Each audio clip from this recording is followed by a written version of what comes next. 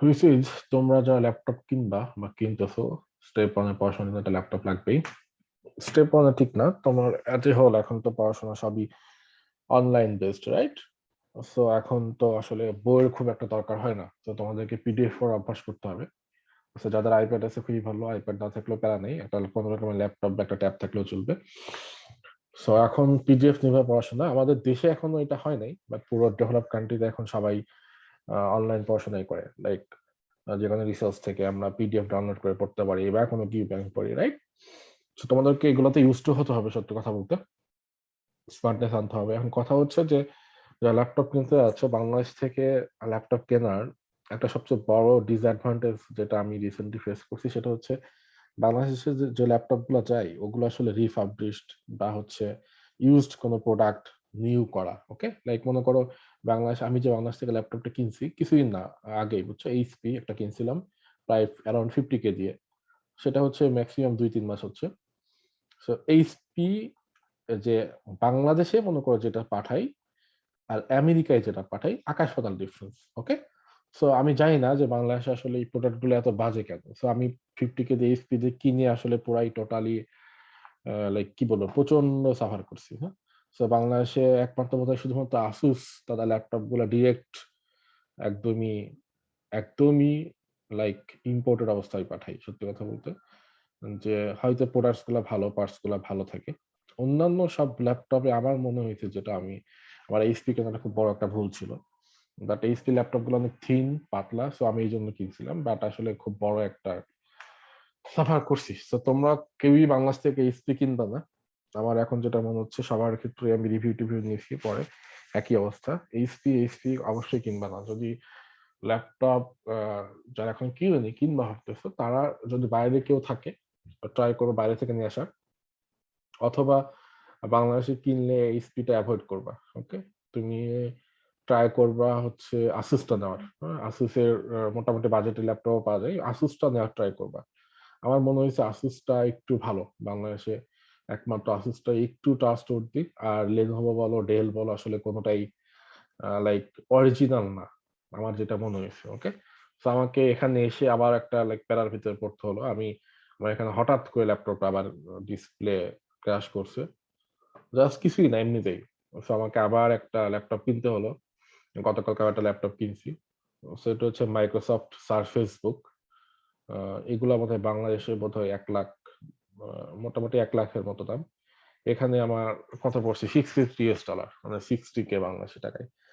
So এখানে যখন তোমরা আসবা তখন এখান থেকে একটা ভালো ল্যাপটপ কিনতে পারবা মোটামুটি রিজনেবল প্রাইস। এখানে তোমার ম্যাকবুক এয়ার এর দাম 850, ম্যাকবুক এয়ার এর দাম, ম্যাকবুক প্রোর দাম 1200।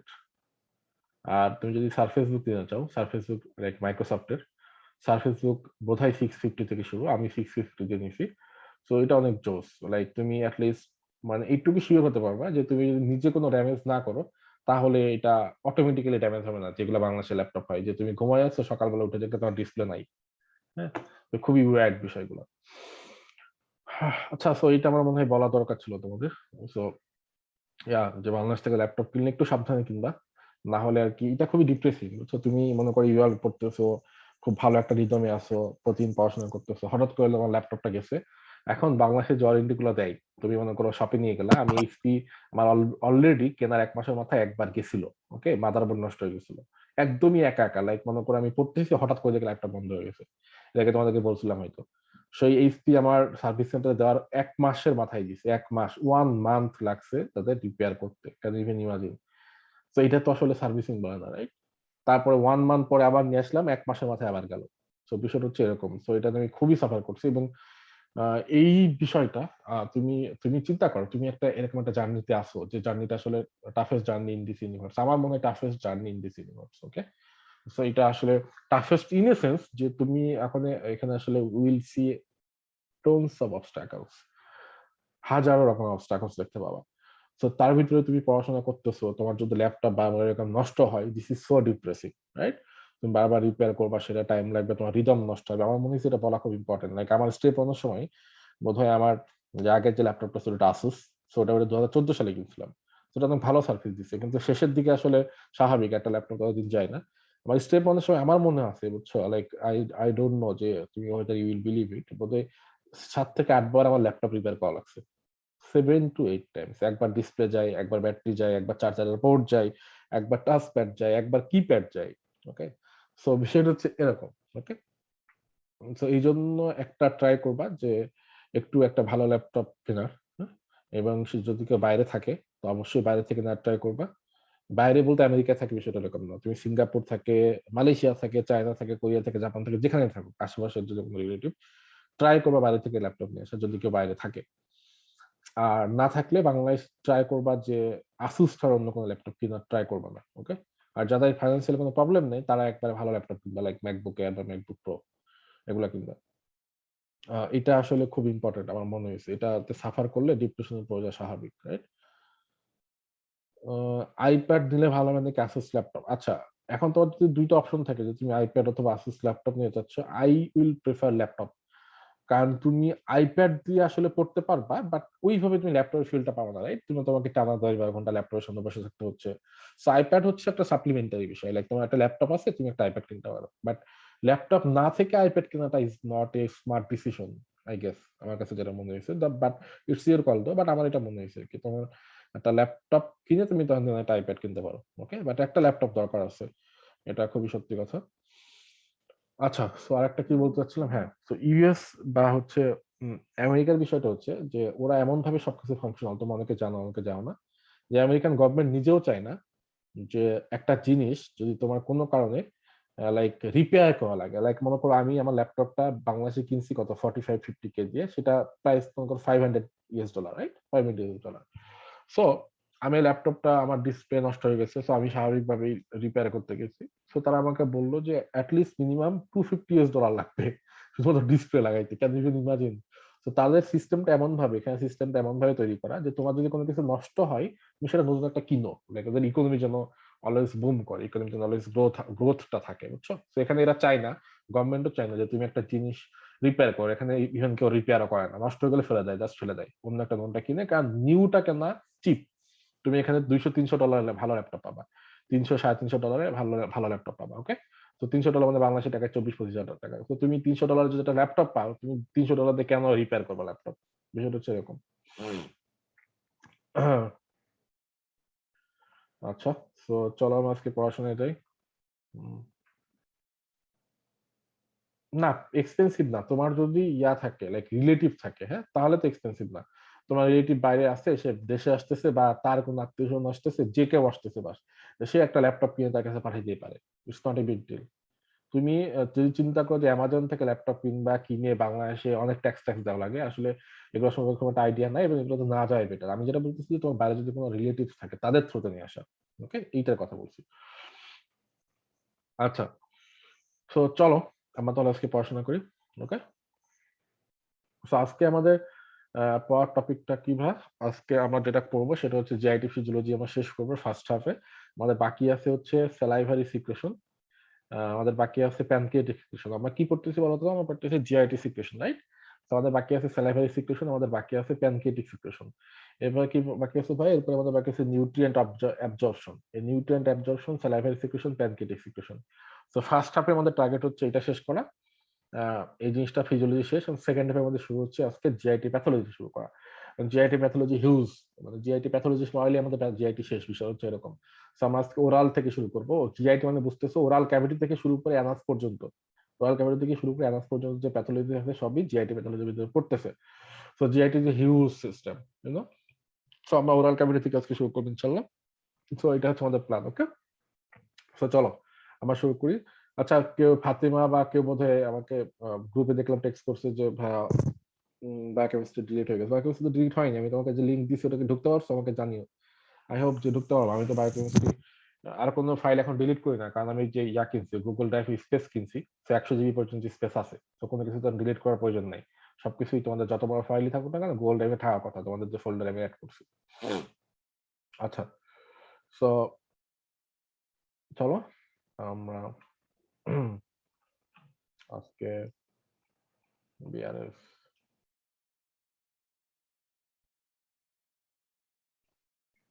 হুম সমাপ্ত প্রথম জিআইটি সেকশন। সো দেখো, স্যালাইভারি সিক্রেশন, এখান থেকে আমাদের কোনটা ইম্পর্টেন্ট হয়? তো সেটা হচ্ছে আমাদেরকে যেটা জানতে হবে, ফার্স্ট অফ অল আমাদের স্যালাইভার ফাংশনটা কি, হ্যাঁ? যদি স্যালাইভার ফাংশনটা হাইয়েল না, আমাদের সিক্রেশন না, আমাদের স্যালাইভা এন্ড প্যানক্রিয়াটিক সিক্রেশন পড়বো, এখানে আমাদের হাইয়েল জিনিসটা হচ্ছে স্যালাইভারি সিক্রেশন যে দেখলা, এর কম্পোজিশনটা কি এবং এটা ফরমেশনটা কেমনে হচ্ছে, হ্যাঁ? এই দুইটা জিনিস ইম্পর্টেন্ট। সেম প্যানক্রিয়াটিক সিক্রেশনের ক্ষেত্রেও। সো আমরা যদি একটু রিভিউ করি, দেখো ফাংশনস অফ স্যালাইভা কি? সেটা হচ্ছে স্যালাইভা আমাদের স্যালাইভাতে যে এনজাইমটা থাকে, আই মিন হচ্ছে স্যালাইভারি সিক্রেশন যে এনজাইমটা থাকে, সেটা হচ্ছে কি বলে ইউজুয়ালি, সেটা হচ্ছে আলফা অ্যামাইলেজ আর একটা হচ্ছে lingual lipase, right? So amylase তোমার ছোট ছোট অবস্থায় পড়ছো, ছোটকালে পড়ছো, ক্লাস 6-7 এর পড়া। অ্যামাইলেজ এনজাইমটাতেই মানে হচ্ছে কার্বোহাইড্রেট ডাইজেশন আমাদেরকে হেল্প করে, স্টার্চ ডাইজেশন। সো আমাদের ইনিশিয়াল যে স্টার্চ যে ডাইজেশন হয় সেটা আমাদের স্যালাইভা থেকে শুরু হচ্ছে, ওকে? তো হেল্প করতেছে আলফা অ্যামাইলেজ, যেটা আমরা স্যালাইভা থেকে পাই। এবং লাইপেজ যে এনজাইমটা আছে সেটা হচ্ছে লিঙ্গুয়াল লাইপেজ, লিঙ্গুয়াল নাম শুনে বুঝতে পারতেছে, সেটা আমাদের লিপিড ডাইজেশন হেল্প করে, ট্রাইগ্লিসাইড। স্যালাইভাতে কোনো প্রোটিন ডাইজেশন এনজাইম নাই, okay? So clear I guess. এখন আসো, তাহলে এইটা আমাদের মেইন ফাংশন স্যালাইভার। আচ্ছা, তাহলে এখন স্যালাইভার কম্পোজিশন কি ভাই, ফরমেশন কি? খুব ইম্পর্টেন্ট কথাটা। তো স্যালাইভাতে আসলে আমাদের কি কি কম্পোনেন্ট থাকতেছে খুব ভালো মতো খেয়াল করতে হয়। তোমরা কি আমার স্ক্রিনটা কি দেখতে পাচ্ছ? আই হোপ যে তোমার স্ক্রিনটা অনেক দেখতে পাও, ভালো দেখতে পাও, কারণ এটা অনেক জোস একটা ল্যাপটপ। ইভেন আমার মনে হচ্ছে এটা ম্যাকবুক এর চাইতে বেটার, লাইক কনফিগারেশন থেকে শুরু করে সবকিছুই। ওকে, থ্যাংক ইউ মৃত্তিকা নরসিং। সো এটা আবার নষ্ট না হলে হয়। এখন দেখো স্যালাইভার কম্পোজিশন কি, স্যালাইভা আমাদের কি কি ক্যারেক্টার আছে। ফার্স্ট অফ অল, স্যালাইভা হচ্ছে আমাদের হাই ভলিউম। কথাটা কেন বলতেছো ভাইয়া? কারণ হচ্ছে তুমি চিন্তা করো আমাদের স্যালাইভার যে গ্ল্যান্ডস গুলো আছে সেগুলো না খুব একটা বড় না, সেগুলো হচ্ছে স্মল সাইজ, হ্যাঁ? সো তুমি যদি কম্পারিজন করো সেক্ষেত্রে আসলে রিলেটিভ টু দ্য সাইজ আমাদের হাই ভলিউমে অনেক স্যালাইভারি সিক্রেশন হয়, এটা বলতে যাচ্ছে। হুইচ ইজ নট হাই দো, সবচেয়ে মোস্ট ইম্পর্টেন্ট হচ্ছে আমি যে 2 আর 3 নাম্বার লাইন বলবো, সেটা হচ্ছে স্যালাইভাতে আমাদের high potassium and bicarb concentration থাকে, low sodium and chloride concentration থাকে। খুব ভালো মতো খেয়াল করবো কথাটা। সেটা হচ্ছে স্যালাইভাতে যে স্যালাইভারি যে ফ্লুইডটা আছে তার হাই কনসেন্ট্রেশন কি কি, পটাশিয়াম এন্ড বাইকার। আর লো কনসেন্ট্রেশন কি কি, সোডিয়াম এন্ড ক্লোরাইড। এই দুইটা ইনফরমেশন ঠোঁটস্থ করে ফেলবো একদম। আচ্ছা, হাইপোটোনিসিটি, রাইট? হাইপোটেনসিটি তুমি বুঝতেই পারতেছো যে অসমোলারিটি আমাদের ইউজুয়ালি প্লাজমার যে অসমোলারিটি 280 টু 300, রাইট? 280 টু 300 তার চাইতে কম ফ্লুইডটা। আচ্ছা, আর এনজাইম কি কি আছে ভাই? সেটা হচ্ছে আলফা মাইলেজ, লিঙ্গুয়াল লাইপেজ, যেটা আমি অলরেডি পড়াইছি। তাহলে যে 5টা লাইন তোমরা বুঝতে পারছো আই গেস, ওকে? এখন দেখো এই যে এই দুটা লাইন যে স্যালাইভারি ফ্লো রেট, এইটা আমাদের মেইনলি প্রয়োজন পড়া। সেটা কি ভাই? দেখো বলতেছে যখন ফ্লো রেটটা অনেক কম, মানে স্যালাইভারি ফ্লো রেটটা যখন lowest, at the lowest flow rate saliva has the lowest osmolarity. Flow rate যখন স্যালাইভার সবচেয়ে কম, তখন স্যালাইভার অসমোলারিটিটাও, যে অসমোলারিটি সেটাও কম। এবং আমাদের সোডিয়াম এন্ড ক্লোরাইড কনসেন্ট্রেশন কি থাকে, লো থাকে। সাথে বাইকার্ব কনসেন্ট্রেশন সেটা লো থাকে, শুধুমাত্র পটাশিয়াম কনসেন্ট্রেশন হাই থাকে। তো তোমাকে কি জানতে হবে ভাইয়া, এটা তুমি আমাকে প্রশ্ন করতে পারো। সেটা হচ্ছে তোমার স্টেপ অনুযায়ী যেটা জানতে হবে, সেটা হচ্ছে স্যালাইভার যখন রেটটা, সিক্রেশন রেটটা মনে করো স্লো এবং মনে করো ফাস্ট। আমি যদি বলি যে লোয়েস্ট ফ্লো রেটে কি কনসেন্ট্রেশন বেশি থাকে, কি কনসেন্ট্রেশন কম থাকে, তোমাকে সেটা জানতে হবে। এবং হাইয়েস্ট ফ্লো রেট যেটা, সেখানে কনসেন্ট্রেশন কোনটা কম কোনটা বেশি তোমাকে জানতে হবে, ওকে?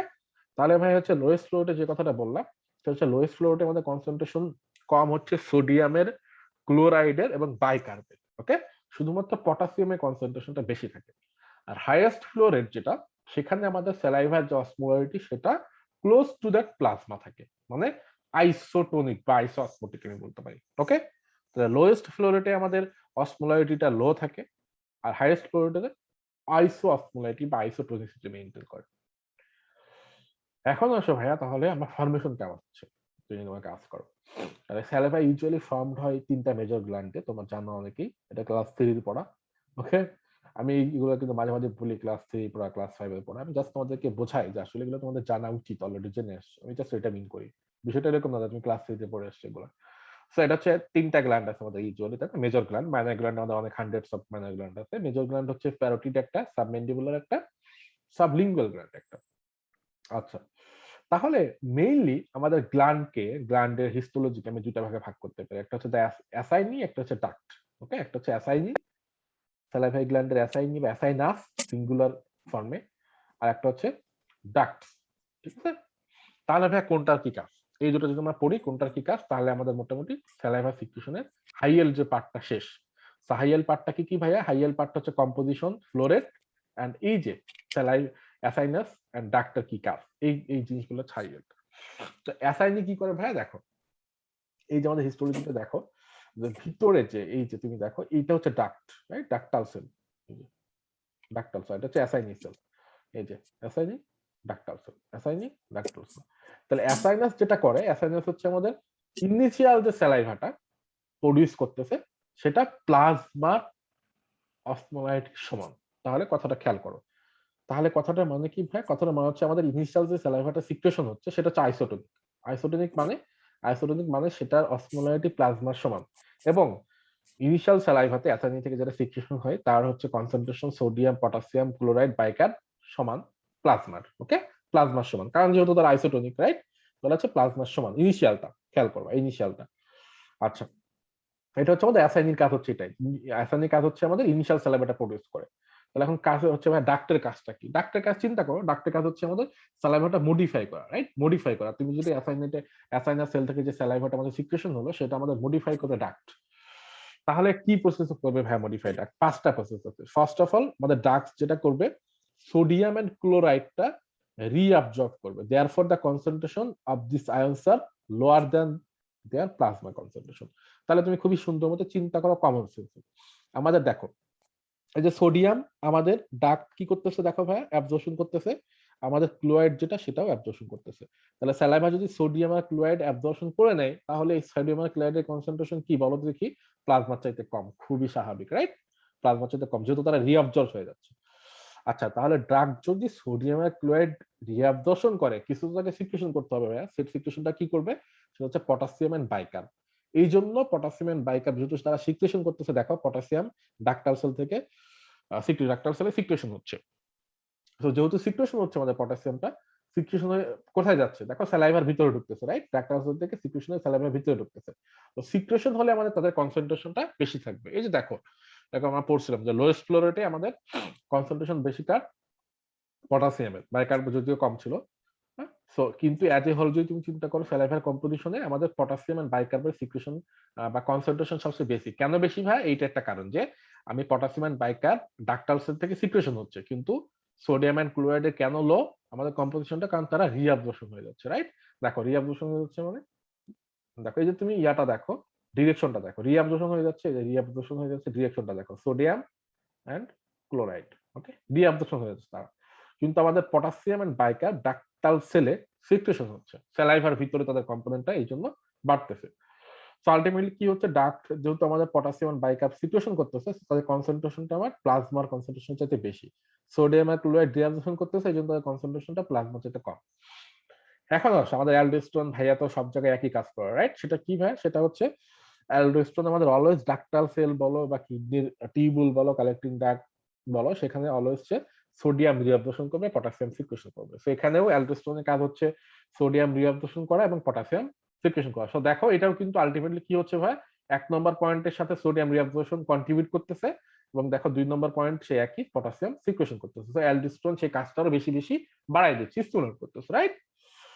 তাহলে যেটা হচ্ছে যে saliva becomes hypotonic in the ducts because the ducts are relatively impermeable to water, because more solute than water is reabsorbed by the ducts. The saliva becomes dilute relative to plasma. হ্যাঁ, তো এই কথাটা খেয়াল করো। তাহলে আমাদের ultimately যে saliva তুমি পাচ্ছ সেটা কিন্তু হাইপোটোনিক। হ্যাঁ, স্যালাইভাটা হাইপোটোনিক। তাহলে আমাদের যে শুধুমাত্র ডাক্টে, আমরা এখন যখন অ্যাসাইনাসের কথা বলতেছি না, কারণ অ্যাসাইনাসে আমার ইনিশিয়াল যে স্যালাইভাটা পাই সেটা হচ্ছে আইসোটোনিক। এই যে দেখো একটু আগে দেখো, আমার ইনিশিয়াল যে স্যালাইভাটা পাই সেটা হচ্ছে আইসোটোনিক, রাইট? আইসোটোনিক। তাহলে এই যে খেয়াল করো, আমরা ইউজুয়ালি কি পাচ্ছি স্যালাইভাতে আমরা যেটা পাচ্ছি ডাক্টের ভিতরে, সেটা হচ্ছে শুধুমাত্র আমি পটাশিয়াম এন্ড আমাদের বাইকার্ব সিক্রেশন হচ্ছে স্যালাইভার হচ্ছে ডাক্টের ভিতরে, এবং আলটিমেটলি সোডিয়াম এন্ড ক্লোরাইড কিন্তু রিঅ্যাবজর্পশন হয়ে যাচ্ছে, রাইট? দেখো সোডিয়াম এন্ড ক্লোরাইড কিন্তু রিঅ্যাবজর্পশন হয়ে যাচ্ছে। দেখো এই যে অ্যাসাইনাস যে ছিল, অ্যাসাইনাসে ইনিশিয়াল কিন্তু আমাদের সলিউশনটা কি ছিল? আইসোটোনিক। এই যে দেখো খেয়াল করো, ইনিশিয়াল কিন্তু আইসোটোনিক ছিল। ওকে, আইসোটোনিক ছিল ইনিশিয়াল অ্যাসাইনাস সলিউশন। তো সেটা আস্তে আস্তে কি হয়ে যাচ্ছে? আস্তে আস্তে যেহেতু সোডিয়াম আমাদের রিঅ্যাবজর্পশন হয়ে যাচ্ছে, বাইকার্ব আমাদের রিঅ্যাবজর্পশন হয়ে যাচ্ছে, সরি ক্লোরাইড আমাদের রিঅ্যাবজর্পশন হয়ে যাচ্ছে। তো সোডিয়াম এন্ড ক্লোরাইড রিঅ্যাবজর্পশন হয়ে যাওয়ার মানে আমাদের আলটিমেটলি আস্তে আস্তে এটা স্যালাইভাটা হাইপোটোনিক হয়ে যাচ্ছে। ওকে, হাইপোটোনিক হয়ে যাচ্ছে। দেখো হাইপোটোনিক হয়ে যাচ্ছে। ওকে, কনসেন্ট্রেশনটা কমে যাচ্ছে as a whole of chloride. কারণটা হচ্ছে ducts are relatively impermeable to water. So because more solute than water is reabsorbed by the ducts. স্বাভাবিকভাবে আমাদের স্যালাইভাটা হয়ে যাচ্ছে, হাইপোটোনিক হয়ে যাচ্ছে। তুমি যদি একদমই এতে হোল চিন্তা করো, দেখো আমাদের কিন্তু সোডিয়াম এন্ড ক্লোরাইডের কনসেন্ট্রেশনটা দেখো, আমরা যে বারবার বলতেছি কেন কম স্যালাইভাতে, কারণ হচ্ছে আমাদের সোডিয়াম এন্ড ক্লোরাইডটা টোটালি রিঅ্যাবজর্পশন হয়ে যাচ্ছে। সো টোটালি যদি রিঅ্যাবজর্পশন হয়ে যায়, সেটা তো আর স্যালাইভাতে থাকতেছে না, এই রিঅ্যাবজর্পশন হয়ে যাচ্ছে স্বাভাবিকভাবে। টোটালি আমাদের রিঅ্যাবজর্পশন হয়ে যাচ্ছে, এটা তোমাকে চিন্তা করতে হবে যে টোটালি আমাদের রিঅ্যাবজর্পশন হয়ে যাচ্ছে। এবং আমাদের ওয়াটার হচ্ছে ইমপারমিয়েবল টু রিঅ্যাবজর্পশন, ওয়াটার আমাদের রিঅ্যাবজর্পশন হচ্ছে না, সো ওয়াটার থেকে যাচ্ছে স্যালাইভার ভিতরে। সো ওয়াটার থেকে যাচ্ছে এবং আলটিমেটলি আমাদের শুধুমাত্র পটাশিয়াম এন্ড বাইকার সিক্রেশন হচ্ছে।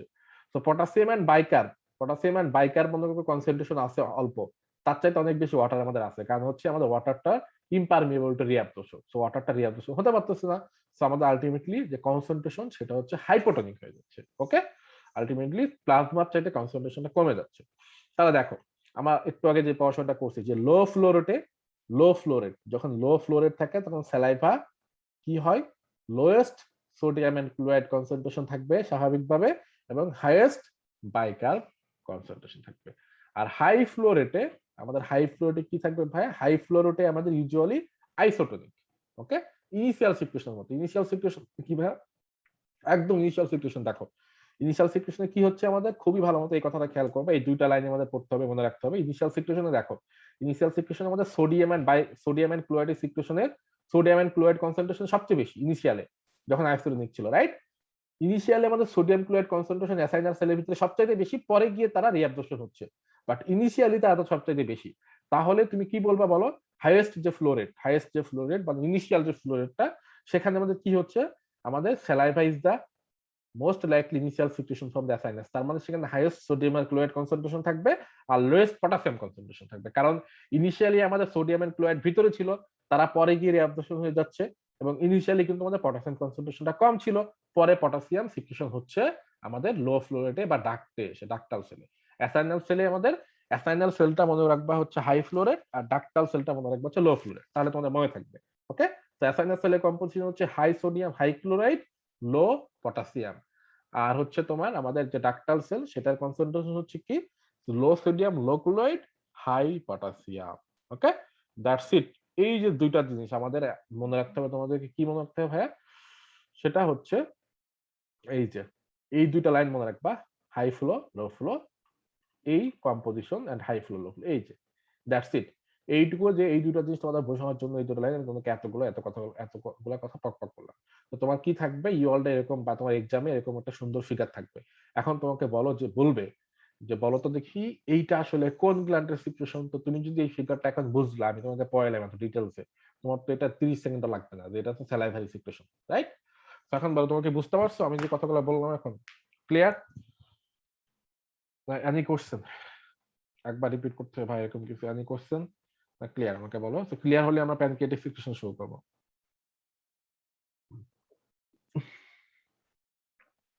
হুম,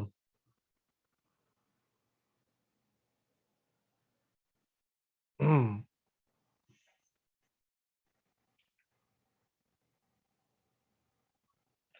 thank you everyone, just I am so part of you guys. তাহলে চলো, আমাদের রেগুলেশন অফ স্যালাইভারি সিক্রেশন, এটা তোমরা নিজেরাই পড়তে পারবা, এটা সোজা, আমার বোঝানোর কিছু নাই। তাও আমি রেসপন্সিবিলিটি থেকে পড়াই দিচ্ছি একবার, হ্যাঁ? যে তাহলে ভাই আসলে স্যালাইভারি সিক্রেশনটা কে রেগুলেট করতেছে, এটা তোমরা জানো। সেটা হচ্ছে আমাদের স্যালাইভারিটা স্বাভাবিকভাবে স্যালাইভার সিক্রেশনটা sympathetic and parasympathetic nervous system control করতেছে, right? Not GI hormone. Saliva আমাদের sympathetic and parasympathetic system control করতেছে। সো দেখো যে সিম্প্যাথেটিক আমাদের কখন বাড়তেছে, প্যারাসিম্প্যাথেটিক কখন বাড়তেছে। সো আমাদের কিন্তু ইউজুয়ালি প্যারাসিম্প্যাথেটিক যে স্টিমুলেশন, সেটা কিন্তু আমাদের স্যালাইভারি সিক্রেশন বাড়ায়। সো প্যারাসিম্পথেটিক স্টিমুলেশন যখন বাড়বে তখন আমাদের স্যালাইভার প্রোডাকশন সেটা বাড়বে। ওকে, মাসকেনিক রিসেপ্টর। সেকেন্ড মেসেঞ্জার কি আমাদের salivary production IP3 and calcium. এই যে দেখো আমাদের যখন প্যারাসিম্প্যাথেটিক যে ইনারভেশন যেটা, এখন কথা হচ্ছে ভাই প্যারাসিম্প্যাথেটিক ইনারভেশন কি, কখন আমাদের প্যারাসিম্প্যাথেটিক ইনারভেশন বাড়ে? এখন তোমরা আমার সাথে ভালো বুঝবা কখন বাড়ে, তুমি নিজেই বলো তোমার কখন স্যালাইভারি সিক্রেশন হয়? যখন তুমি বিরিয়ানি দেখো, রাইট? যখন তুমি বিরিয়ানি দেখো বা বিরিয়ানির স্মেল পাও তখন তোমার স্যালাইভারি সিক্রেশন হবে, স্বাভাবিক। তাহলে ফুডের সময় ফুডের স্মেল বা নওশিয়া, এই কন্ডিশন গুলোতে তোমার প্যারাসিম্প্যাথেটিক বাড়বে। প্যারাসিম্প্যাথেটিক বাড়লে আমাদের প্যারাসিম্প্যাথেটিক মানে কি বলতো? Acetylcholine receptor, right? Acetylcholine receptor muscarinic রিসেপ্টরকে স্টিমুলেট করবে। মাসকেনিক মানে একটা নাম কি বলো? কোলিনার্জিক। কোলিনার্জিক রিসেপ্টর স্টিমুলেট করবে, আলটিমেটলি আমাদের second messenger IP3 calcium release হবে, অ্যাসাইনাসেল এন্ড ডাক্টার সেলকে স্টিমুলেট করবে, স্যালাইভারি সিক্রেশন হবে, ডান। এখন কথা হচ্ছে তাহলে ভাইয়া আমরা এই যে স্যালাইভারি সিক্রেশন এটাকে আমরা কেমনে ব্লক করতে পারি? কমন সেন্স দিয়ে চিন্তা করো। তাহলে যেসব ড্রাগ আমাদের মাসক্লিনিক রিসেপ্টর এগেইনস্টে কাজ করবে, অ্যান্টি মাসক্লিনিক ড্রাগ বা মাসক্লিনিক অ্যান্টাগনিস্ট, এটা নাম বলো? অ্যান্টাইকোলিনার্জিক ড্রাগের একটা নাম কি? অ্যাট্রোপিন। এই জন্য তোমরা জানো কি জানি না, থার্ড ইয়ারে বা ফিফথ ইয়ারে যখন ওটি করবা বা করছো, আমাদের ইউজুয়ালি পেশেন্টকে প্রি অ্যানেস্থেটিক যে মেডিকেশন গুলো আছে কোর্স অফ ফার্মাকোলজি, রাইট, যে অ্যাট্রোপিন দেওয়া হয় স্যালাইভারি সিক্রেশন কমানোর জন্য। কেন দেওয়া হয় সেটা আজকে বুঝতে পারলে, এতদিন তো মুখস্থ করছো যে অ্যাট্রোপিন আমাদের এই যে রিসেপ্টরটাকে ব্লক করতেছে এখানে, ফলে স্যালাইভারি সিক্রেশন হয় না পেশেন্টের, এই জন্য অ্যাট্রোপিন দেওয়া হয়। ওকে, আচ্ছা। এখন তাহলে দেখো প্যারাসিম্প্যাথেটিকটাকে কে ইনহিবিট করবে? স্বাভাবিক, তুমি যদি ডিহাইড্রেটেড থাকো, ফিয়ার বা স্লিপ বা অ্যান্টাইকোলিনার্জিক ড্রাগ দাও, তাহলে আমাদের এটা ব্লক হয়ে যাবে, রাইট? আচ্ছা, তাহলে দেখো এখন আমাদের প্যারাসিম্প্যাথেটিক যে স্টিমুলেশন সেটা ইউজুয়ালি কি করতেছে? ভায়া ক্রেনিয়াল নার্ভ 7 এন্ড 9 স্যালাইভা প্রোডাকশনটা বাড়াচ্ছে। ওকে, স্যালাইভা প্রোডাকশনটা বাড়াচ্ছে। আচ্ছা, সিম্প্যাথেটিক স্টিমুলেশন আমরা কেমনে স্যালাইভারি প্রোডাকশন বাড়াই? ভাই এটা আপনি বলতে পারেন যে সিম্প্যাথেটিক আমাদের কেমনে বাড়ছে। দুইটাই ইউজুয়ালি প্যারাসিম্প্যাথেটিক সিম্প্যাথেটিক দুইটাই বাড়াই, বাট প্যারাসিম্প্যাথেটিক হচ্ছে আমাদের ন্যাচারাল, আমাদের ন্যাচারাল যে কন্ডিশনে স্যালাইভা প্রোডাকশনটা বাড়ে। আচ্ছা, আর সিম্প্যাথেটিক এর কাজটা কি? সিম্প্যাথেটিক মানে যেটা করে সেটা হচ্ছে আমাদের প্রোডাকশন অফ স্যালাইভা বাড়াই কেমনে?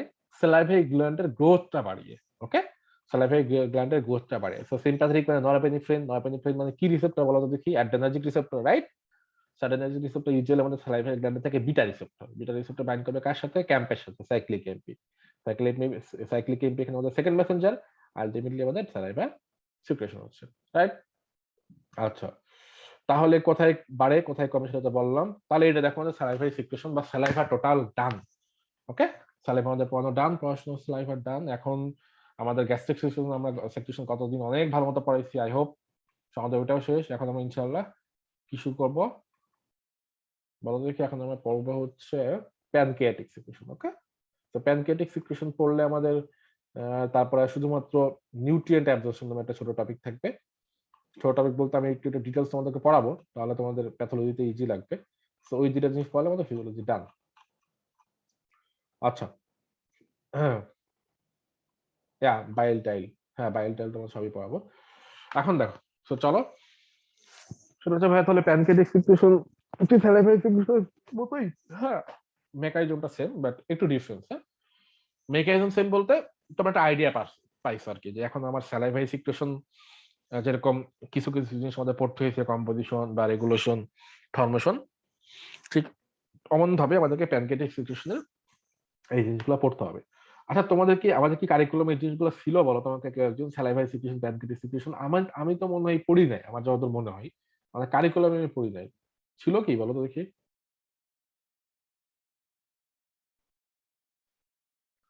হুম,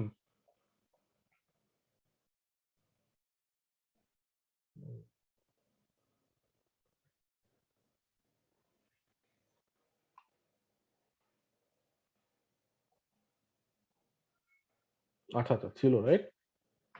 আচ্ছা, তোমাকে ভাইভাতে ধরছে, ভেরি গুড। তাহলে তো একটা হালকা পাতলা আইডিয়া তোমাদের থাকার কথা, রাইট? কিন্তু আমাদের সময় কেউ স্কিপ করে গেছি কিনা, না গাইড পড়ছিলাম বলে আমি ভুলে গেছি চাকরি, অনেক আগে পড়ছি তো। আচ্ছা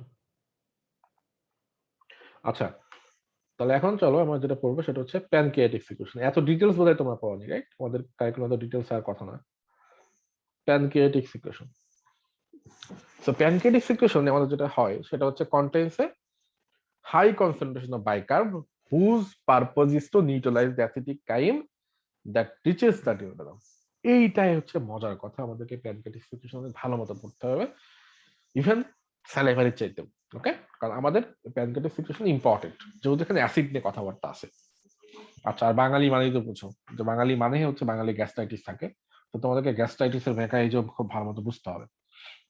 সো আমাদের স্টোমাক থেকে যে অ্যাসিডটা সিক্রেশন হচ্ছে, অ্যাসিড সিক্রেশন কেন হয় স্টোমাক থেকে, সেটা ডিটেলস তোমাদেরকে পড়াইছে কোনোদিন। এখন তোমার চিন্তা করবা, সবসময় মনে রাখবা যে একটা নর্মাল ফিজিওলজিতে তোমার যদি কোনো প্রেডিসপোজিং ফ্যাক্টর না থাকে, তাহলে তো তোমার গ্যাস্ট্রাইটিস ডেভেলপ করবে না, বা গ্যাস্ট্রাইটিস বা রিফ্লাক্স যেটাকে আমরা বলি গার্ড ডেভেলপ করবে না, রাইট? স্বাভাবিকভাবে। তাহলে কি কি মেকানিজম আছে ভাইয়া যেগুলোর কারণে আমার গার্ড ডেভেলপ করতেছে না, গ্যাস্ট্রাইটিস ডেভেলপ করতেছে না? এটা একটা কথা। সেই মেকানিজমটা মেইনলি হচ্ছে, মনে করো আমাদের এই যে প্যানক্রিয়াটিক সিক্রেশন, এটা হচ্ছে একটা one of the most important. হ্যাঁ, একটু wait। সেটা কি ভাই? সেটা হচ্ছে আমাদের প্যানক্রিয়াস থেকে যে বাইকার্ব সিক্রেশন হচ্ছে, মনে করো আমাদের স্টোমাক থেকে। হ্যাঁ, এটা হচ্ছে স্টোমাক, আমি একটু আঁকানোর চেষ্টা করি। স্টোমাক, এটা হচ্ছে স্টোমাক, এটা মনে করো ডুওডেনাম, রাইট? ডুওডেনাম, এখানে মনে করো আমাদের প্যানক্রিয়াস। ওকে, খেয়াল করো, স্টোমাকের প্যারাটাল সেল থেকে আমাদের কন্টিনিউয়াসলি অ্যাসিড সিক্রেশনে কোথায় আসতেছে বলো তো দেখি। অ্যাসিড সিক্রেশন এসে যদি স্টোমাকের গ্যাস্ট্রিক যে মিউকাস আছে আমাদের, সেটাকে ড্যামেজ করে, সেটাকে আমরা কি বলি? সেটাকে বলি আমরা গ্যাস্ট্রিক আলসার। যদি সেই অ্যাসিডটা ডিওডোনামে এসে ডিওডোনামের ফার্স্ট পার্টটাকে আমাদের ইউজুয়ালি ড্যামেজ করে, বা ডিওডোনামের ফার্স্ট পার্টে কোনো আলসার তৈরি করে, আলটিমেটলি অ্যাসিডটা কোথায় আসতেছে? ডিওডোনামে আসতেছে, সেটাকে আমরা কি বলতেছি? Duodenal ulcer. সো এই peptic ulcer, sorry gastric ulcer আর ডিওডোনাল আলসার দুইটাকে আমরা একসাথে বলি পেপটিক আলসার ডিজিজ। ওকে, এখন আমাদের প্যানক্রিয়াসের কাজ হচ্ছে, প্যানক্রিয়াস কন্টিনিউয়াসলি বাইকার সিক্রেশন করে সে ডিউডোনামে পাঠায়। কেন পাঠায় ভাইয়া? কারণ ডিউডোনামে পাঠালে যেটা হচ্ছে, ডিউডোনামে যে অ্যাসিডটা আমাদের স্টোমাক থেকে আসতেছে, সেই অ্যাসিডটাকে আমাদের বাইকার নিউট্রালাইজ করতেছে, রাইট? এখন তুমি আমাকে বলতে পারো ভাইয়া বাইকার কেমনে নিউট্রালাইজ করবে? অ্যাসিড তো অ্যাসিড এইচ প্লাস, তাহলে অ্যাসিডকে নিউট্রালাইজ করবে কে? তুমি কমন সেন্সে চিন্তা করো, অ্যাসিডকে নিউট্রালাইজ করবে হচ্ছে অ্যালকালি, আর বাইকার্ব একটা alkali. Okay, this is Y আমাদের বাইকার্ব সিক্রেশনটা ইজ সো ইম্পর্টেন্ট। এই জন্য মেকানিজমটা আমাদের পড়তে হবে খুব ভালো মতো।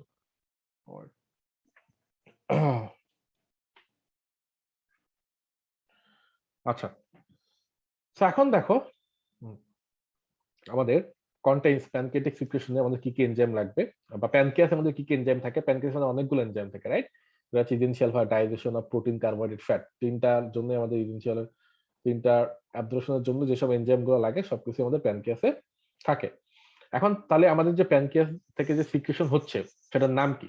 সেটা প্যানক্রিয়াস থেকে যে জিনিসটা সিক্রেশন হচ্ছে, সেটার নাম হচ্ছে প্যানক্রিয়েটিক জুস। স্যালাইভারি গ্ল্যান্ড থেকে যেটা সিক্রেশন হচ্ছে, সেটার নাম কি বলো? স্যালাইভা, সেটার নাম বলতে হচ্ছে স্যালাইভা। আর প্যানক্রিয়াস থেকে যেটা সিক্রেশন হচ্ছে, সেটার নাম হচ্ছে প্যানক্রিয়েটিক জুস। ওকে, এখন এই প্যানক্রিয়েটিক জুসের কম্পোজিশন কি ভাই? নাম্বার 1, এটা হাই ভলিউম। নাম্বার 2 হচ্ছে virtually just same sodium and potassium concentration. এটা কিন্তু তাহলে দেখো স্যালাইভার থেকে ডিফারেন্ট, রাইট? যে আমার প্লাজমার সাথে মেইনলি যে সোডিয়াম এন্ড পটাশিয়াম যেটা থাকে, সেটা ইউজুয়ালি প্লাজমাতে যেরকম থাকে, প্যানক্রিয়েটিক জুসেও সেরকম আইসোসমোটিক।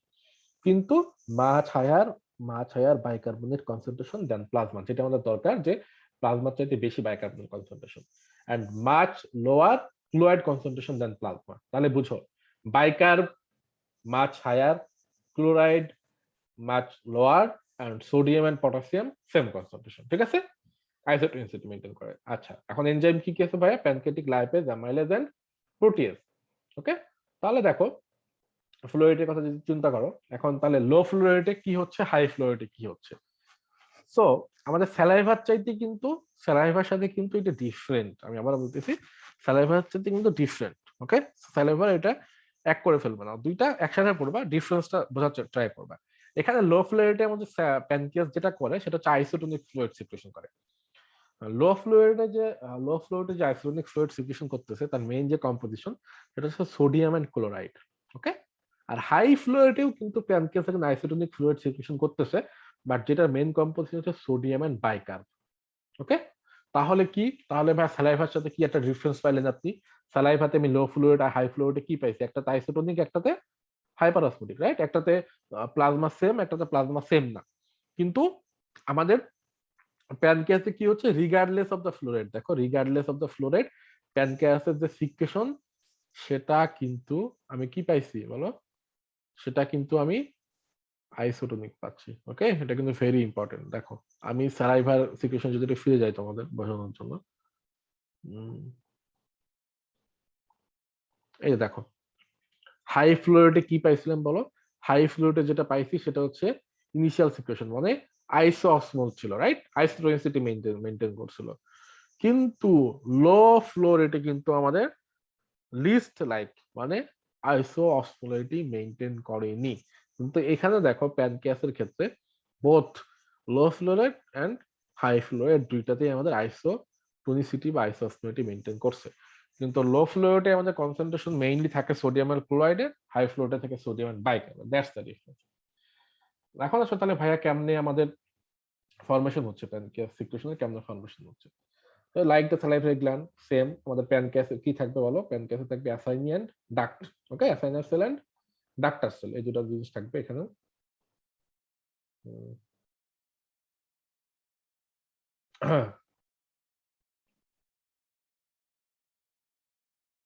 দেখো, সো অ্যাসাইনার সেল কি প্রডিউস করে ভাই, ডাক্টার সেল কি প্রডিউস করে?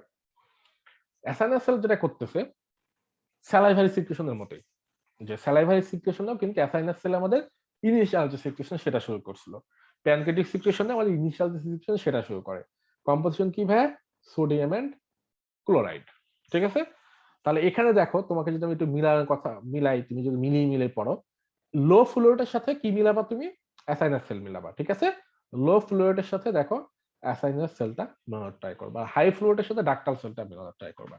ডাক্টাল সেল কি করে ভাই, ডাক্টাল সেল যেটা করে হচ্ছে আমাদের ইনিশিয়াল যে প্যানক্রিয়াটিক সিক্রেশন হচ্ছে অ্যাসাইনাস সেল থেকে, সেটা কি করতেছে, মডিফাই করতেছে। কেমনে, কেমনে চিন্তা করো, আমাদের মেইন প্লেয়ার কে এখানে প্যানক্রিয়াটিক সিক্রেশনে, বাইকার্বনেট। তাহলে আমাদের ডাক্টাল সেল কি করবে, ডাক্টার সেল হচ্ছে বাইকার্বনেট সিক্রেশন করবে, ওকে, বাইকার্বনেট সিক্রেশন করবে এবং ক্লোরাইড আয়নটা অ্যাবজর্ব করবে। ক্লোরাইড আমাদের দরকার নেই, তাহলে যে আমাদের যে পাম্পটা আছে সেটার নাম হচ্ছে ক্লোরাইড বাইকার্ব এক্সচেঞ্জ পাম্প, ওকে, ক্লোরাইড বাইকার্ব এক্সচেঞ্জ পাম্প। এই যে দেখো প্যানক্রিয়াটিক, দেখো কি সুন্দর, কার্বন ডাইঅক্সাইড এন্ড ওয়াটার মিলে তারা বাইকার্ব তৈরি করতেছে with the help of carbonic anhydrase, then bicarb ভেঙে যাচ্ছে, হাইড্রোজেন প্লাস এন্ড হচ্ছে বাইকার্ব আয়ন, সেই বাইকার্ব আয়ন শুধুমাত্র প্যানক্রিয়াটিক ডাক্টাল সেল থেকে লুমেন অফ দ্য ডাক্টে সিক্রেশন হয়ে যাচ্ছে, রাইট, আর লুমেন অফ দ্য ডাক্ট থেকে আমাদের ক্লোরাইড আয়ন রিঅ্যাবজর্পশন হয়ে যাচ্ছে, okay, this is the mechanism, this is the mechanism. তাহলে এখন দেখো আমাদের ডাক্টাল সেল থেকে বাইকার্ব সিক্রেশন হচ্ছে এন্ড ক্লোরাইড অ্যাবজর্পশন হচ্ছে, এটা তোমাকে মনে রাখতে হবে। তাহলে because the pancreatic ducts are permeable to water, এটাই হচ্ছে কথা, আমাদের স্যালাইভারি ডাক্টের সাথে এখানে কিন্তু ডিফারেন্স, যে আমাদের স্যালাইভারি ডাক্ট যেরকম ইমপারমিয়েবল ছিল to water, pancreatic duct permeable. এর জন্য আমাদের প্যানক্রিয়াটিক সিক্রেশনটা আলটিমেটলি আইসোঅসমোটিক হয়ে যাচ্ছে, ওকে, প্যানক্রিয়াটিক সিক্রেশনটা আলটিমেটলি আইসোঅসমোটিক। তাহলে দেখো, তাহলে তোমাদেরকে আমি স্যালাইভারি সিক্রেশন আর প্যানক্রিয়াটিক সিক্রেশন একই সাথে পড়িয়ে কিন্তু ডিফারেন্স কোথায় কোথায় সেটা পড়ানোর ট্রাই করলাম। তোমাদের কাজ কি ভাইয়া, তোমাদের কাজ হচ্ছে তোমরা নিচে এখন বিআরএসটা বাইর করে আমি আজকে পড়ানোর পরে তোমরা সুন্দর মতো দুইটা সিচুয়েশন একসাথে পড়বা, যে কোনটা কোথায় বাড়তেছে কোনটা কোথায় কমতেছে, দুই তিনবার রিভিশন দিলে তোমরা মাথার ভিতর গ্যাস করতে পারবা, ওকে। আচ্ছা, তাহলে আসো এখন আমাদের স্টিমুলেশন অফ প্যানক্রিয়াটিক সিক্রেশন, সেটা আমাদের অলরেডি পড়াই ফেলছি, গতকালকে পড়াই, গতদিন পড়াই ফেলছি। কেমনে পড়াইছেন ভাইয়া দেখো, সেটা হচ্ছে আমাদের সিক্রেটিন এন্ড কোলেসিস্টোকাইনিন, এই দুইটা যে মেইন যে প্লেয়ার ছিল গতদিন পড়াইছি, রাইট। সিক্রেটিন আমাদের S cell of the duodenum থেকে সিক্রেশন হয় ইন রেসপন্স টু অ্যাসিড, এবং সিক্রেটিন কোথায় কাজ করে, এই যে দেখো প্যানক্রিয়াটিক ডাক্টাল সেলে কাজ করে বাইকার্বের সিক্রেশন বাড়ায়, কি সুন্দর, রাইট। সেই বাইকার্ব কি করে, বাইকার্ব ডুওডেনামে ঢুকে, ডুওডেনামে ঢুকে আমাদের অ্যাসিডটাকে নিউট্রালাইজ করে, ওকে, গ্যাস্ট্রাইটিস ফর্মেশন হতে দেয় না, গার্ডের এগেইনস্টে কাজ করে, দিস ইজ সিক্রেটিন। এখন আসো তাহলে ভাই আমাদের কোলেসিস্টোকাইনিন কি করে, রাইট। তোমাদেরকে খুব সুন্দর মতো শার্প ডিফারেন্সটা বুঝতে হবে, এটা তোমাদেরকে আমি টেকনিক গুলো এই জন্য শেখাই দিই যেন নিজে পড়তে গিয়ে হতাশ না হয়। তাহলে এখানে শার্প ডিফারেন্স কি ভাইয়া, সেটা হচ্ছে কোলেসিস্টোকাইনিন তো আমাদের I cell of the duodenum থেকে রিলিজ হচ্ছে, রাইট। কোলেসিস্টোকাইনিন কোথায় কাজ করে, কোলেসিস্টোকাইনিনও কিন্তু বাইকার্ব সিক্রেশন করে, বাট কোলেসিস্টোকাইনিনের মেইন কাজ হচ্ছে প্যানক্রিয়াটিক ক্যাসাইনাস সেলে, নট ডাক্টাল সেল। সিক্রেটিনের কাজ হচ্ছে প্যানক্রিয়াটিক ডাক্টাল সেলে, আর কোলেসিস্টোকাইনিনের কাজ হচ্ছে pancreatic acinar cell, okay, pancreatic acinar cell, pancreatic acinar cell. তাহলে অ্যাসাইনার সেলে কাজ করে সে কি করতেছে, আমাদের মেন যে এনজাইম সিক্রেশন সেটা বাড়ায়, অ্যামাইলেজ, লাইপেজ, প্রোটিয়েজ, ওকে। এবং আরেকটা কাজ সে করতেছে যেটা আগেই বললাম, যে আমাদের যে ইয়াটা করতেছে আর কি, কোলেসিস্টোকাইনিন কেমনে আমাদের বাইকার্ব সিক্রেশনটা বাড়াচ্ছে ভাই, সেটা আমাদের কোলেসিস্টোকাইনিন যেটা করে, সিক্রেটিন ইফেক্টটা পটেনশিয়েট করে, ডাক্টাল সেলে সিক্রেটিনকে স্টিমুলেট করে, আলটিমেটলি বাইক্যাপসুলেশন করতেছে। ঠিক আছে, তাহলে খেয়াল করো কোলেসিস্টোকাইন কিন্তু ডিরেক্ট ডাক্টাল সেল থেকে বাইক্যাপসুলেশন করে না। কোলেসিস্টোকাইন যেটা করে ডাক্টাল সেলে সিক্রেটিনকে স্টিমুলেট করে, ফলে বাইক্যাপসুলেশন হয়। আর একা একা কোলেসিস্টোকাইন কি করে হয়, একা একা অ্যাসাইনাস সেল থেকে এনজাইমগুলো সিক্রেশন করে। ঠিক আছে, আশা করি আমার কথা বুঝতে পারছো। তাহলে আমাদের প্যানক্রিয়াটিক সিক্রেশন ডান, এই পর্যন্তই মোটামুটি পড়লেই হবে, আমাদের আর কোনো প্যারা নাই। আচ্ছা, এখন আমরা সিস্টিক ফাইব্রোসিস এখানে পড়ার প্রয়োজন নাই। সিস্টিক ফাইব্রোসিস আমরা পড়বো হচ্ছে ডিটেলসে, রেসপিরেটরি সিস্টেমে। আচ্ছা, এখন আমাদের যে পড়াটা সেটা হচ্ছে বাইল সিক্রেশন গল ব্লাডার ফাংশন। হ্যাঁ, এটা ফিজিওলজির ভিতরে পড়ে। তো প্যাথোলজি পড়ানোর সময় তো আমরা বাইল নিয়ে ডিটেলস। আচ্ছা, তোমাকে প্যানক্রিয়াটিক সিক্রেশন বুঝতে পারছো? আমাকে জানাও কোনো প্রশ্ন থাকলে, তাহলে আমরা বাইল শুরু করতে পারি। হ্যাঁ, বাইল কিন্তু আমাদের ইউজুয়ালি প্যাথোলজি ফিজিওলজি দুইটার ভিতরে পড়তেছে। আমাদের তোমাকে বাইল পড়াবো, আমরা ইউজুয়ালি প্যাথোলজি স্টার্ট করে দিছি।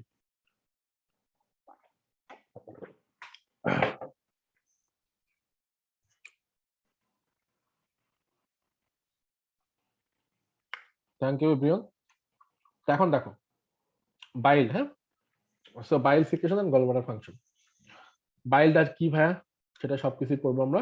সো আমি একটা কথা বলে রাখি, যখন তোমাদেরকে জন্ডিস পড়াবো, বাইল ডাক্ট পড়াবো, তখন তোমাদের এগুলো নিয়ে পিএইচডি করবো আমরা। আপাতত ফিজিওলজিতে কিছু জিনিস আমাদের জানার প্রয়োজন আছে, যেগুলো না জানলেই না, সেগুলো আমরা এখান থেকে পড়বো। ওকে, সো বাইল পড়ার পরে আমরা একটু এই যে আজকে মনে করো প্যাথোলজি শুরু হয়ে যাচ্ছে, আমরা ভাইটামিনস পড়বো, একটু অ্যাবজর্পশন, এগুলা যেহেতু বিএসএ আছে, আমি তোমাকে এখানে পড়াইতে ফেলতে চাচ্ছি একটু। আচ্ছা, দেন বিলিরুবিনের বিলিরুবিনের যে কথাবার্তা আছে হালকা, সেটা আছে, সেটা আমরা এখানে পড়াই ফেলবো। হ্যাঁ, বাইরের কাজটা কি, লিভার ফিজিওলজিটা, so liver physiology and gall bladder physiology. Okay, so আমি যদি এটা ভাবতেছিলাম তোমাদেরকে প্যাথোলজির সাথে পড়াই দিব আমি, বাট না, তোমাদেরকে আমি ভাবতেছি যে এটা এখানে পড়ানোই বেটার।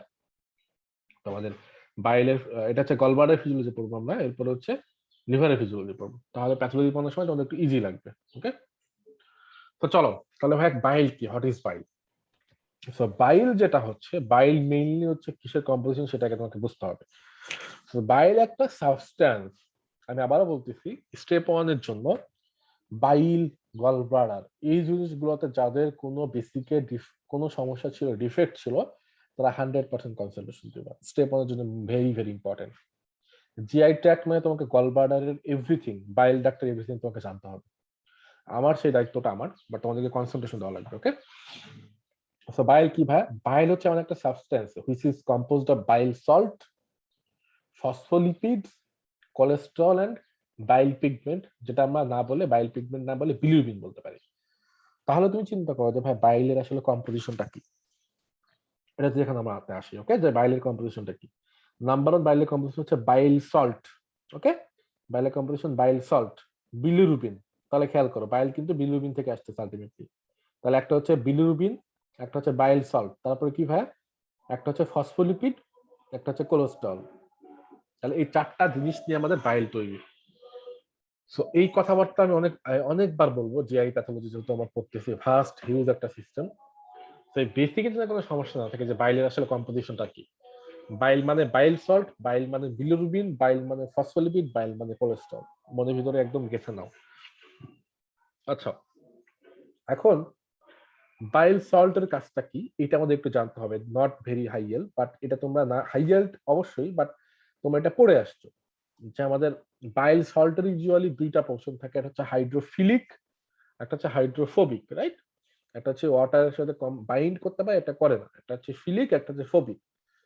আচ্ছা, এই যে বাইল সল্ট, এটা কাজটা কি ভাই? এটা কাজ হচ্ছে ইমালসিফিকেশন, মানে আমাদের সোজা কথা, একদমই সোজা কথা যদি তোমাকে বলি, যে আমাদের লিপিড ডাইজেশন এন্ড অ্যাবজর্পশনে হেল্প করা, যেটাকে আমরা ইমালসিফিকেশন বলি, রাইট?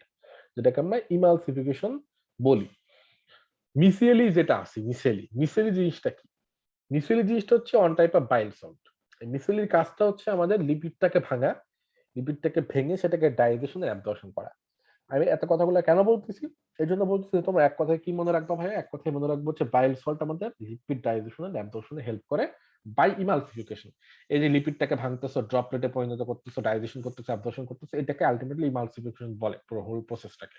এটুকু তোমাদেরকে জানতে হবে। ওকে, এটা হচ্ছে তোমাদের আমার বলার উদ্দেশ্য। আচ্ছা, এখন আসো তাহলে যে ভাইয়া কেমনে আমাদের বাইলটা ফর্মেশন হচ্ছে, রাইট? বাইলের কম্পোজিশনটা পড়লাম, কিন্তু আসলে বাইলটা ফর্মেশন হচ্ছে কেমনে, দিস ইজ ভেরি ইম্পর্টেন্ট।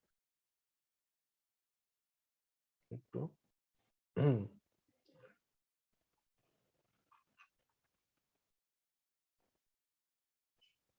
দেখো,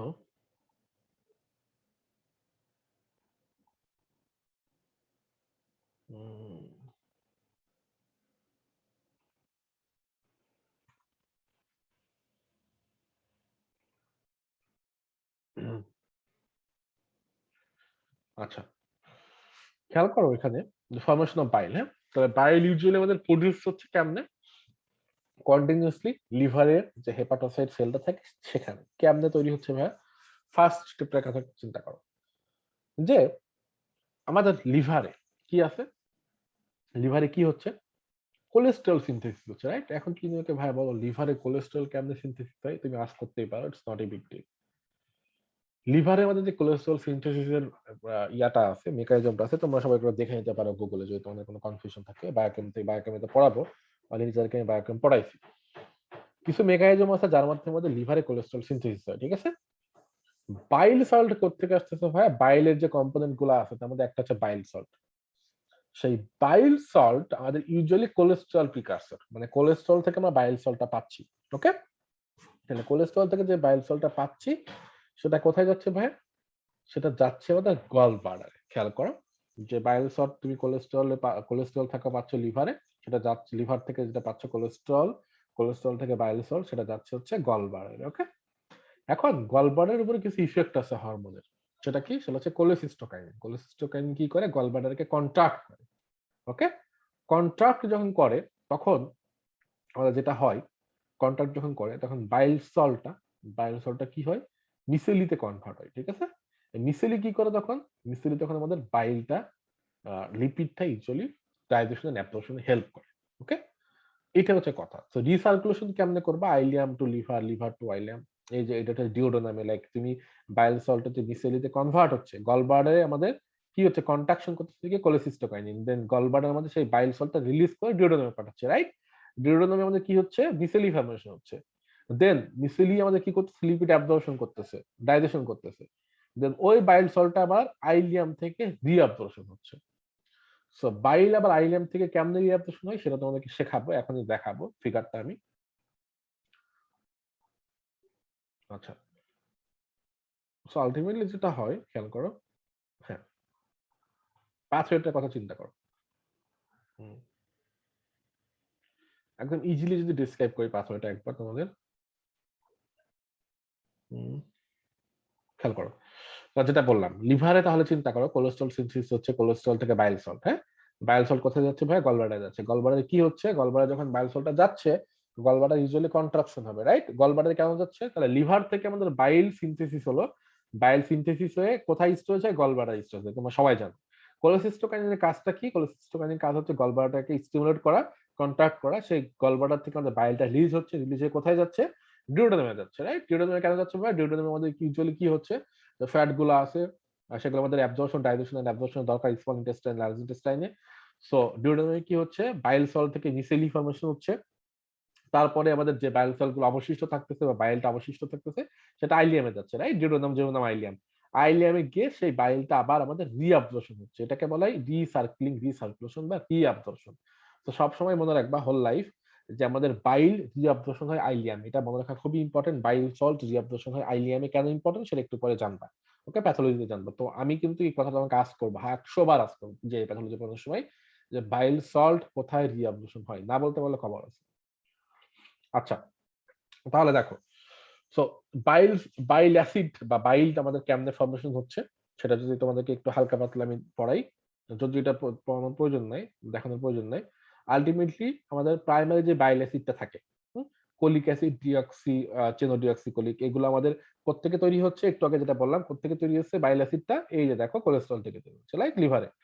আচ্ছা, তাহলে আমাদের synthesis from cholesterol by hepatocyte, liver থেকে যে তৈরি হচ্ছে, এখন লিভারে যে তৈরি হচ্ছে, লিভার থেকে যখন ইন্টেস্টাইনে যাচ্ছে, আমাদের ব্যাকটেরিয়া কি করতেছে, bacteria convert portion of the bile acid to secondary bile acid, primary থেকে সেকেন্ডারি করতেছে, যেটা আসলে এত কিছু তোমাদের জানার প্রয়োজন নাই।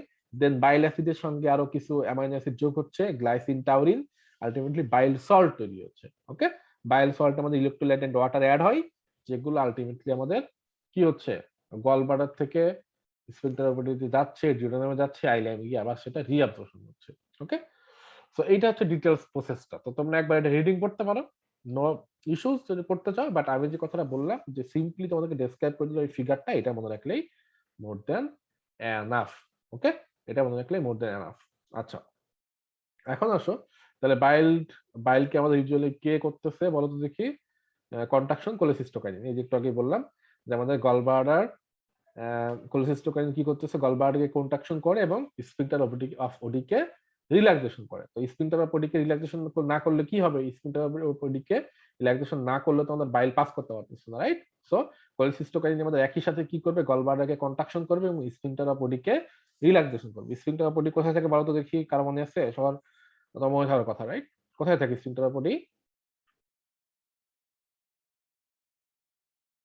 দেখি কে কে বলতে পারে।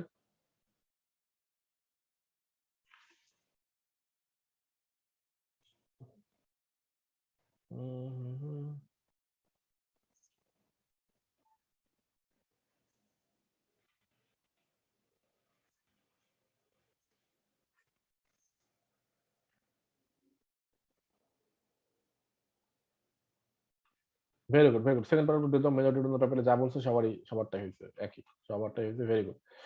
তাহলে আমাদের দেখো, তাহলে আমাদের হচ্ছে স্ফিংক্টার বডির কি দরকার, স্ফিংক্টার বডির রিল্যাক্সেশন দরকার, রাইট? বাইল গল ব্লাডারের কন্ট্রাকশন দরকার আর স্ফিংক্টার বডির রিল্যাক্সেশন দরকার।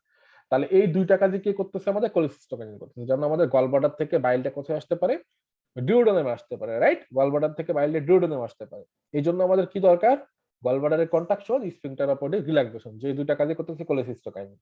আচ্ছা, তারপরে ওখানে আমাদের লিপিড ডাইজেশন অ্যাবজর্পশন হওয়ার পরে টার্মিনাল আইলেমে যখন বাইল অ্যাসিড গুলো আসতেছে, তখন কি হচ্ছে ভাই, রাইট? টার্মিনাল আইলেমে যখন বাইল অ্যাসিড গুলো আসতেছে, তখন আমাদের টার্মিনাল আইলেমে একটা ট্রান্সপোর্টার থাকে, যেটার নাম হচ্ছে সোডিয়াম বাইল অ্যাসিড কো ট্রান্সপোর্টার, যেটা সেকেন্ডারি অ্যাক্টিভ ট্রান্সপোর্টার। যেটা জানা প্রয়োজন নয়, যেটা জানতে হবে তোমাকে সেটা হচ্ছে টার্মিনাল আইলেমে আলটিমেটলি আমাদের বাইলটা রিঅ্যাবজর্পশন হয়ে কোথায় চলে যাচ্ছে, লিভারে চলে যাচ্ছে, রাইট? এখন কথা হচ্ছে ভাইয়া, তাহলে যেসব ডিজিজে আমাদের আইলিয়ামটা এফেক্টেড হয়, মনে করো ক্রোহানস ডিজিজ, সিডি, একদম ক্রোহানস ডিজিজে তোমার পিএইচডি করে ফেলবে, এতবার পড়াবে, এটা এতটা ইম্পর্টেন্ট।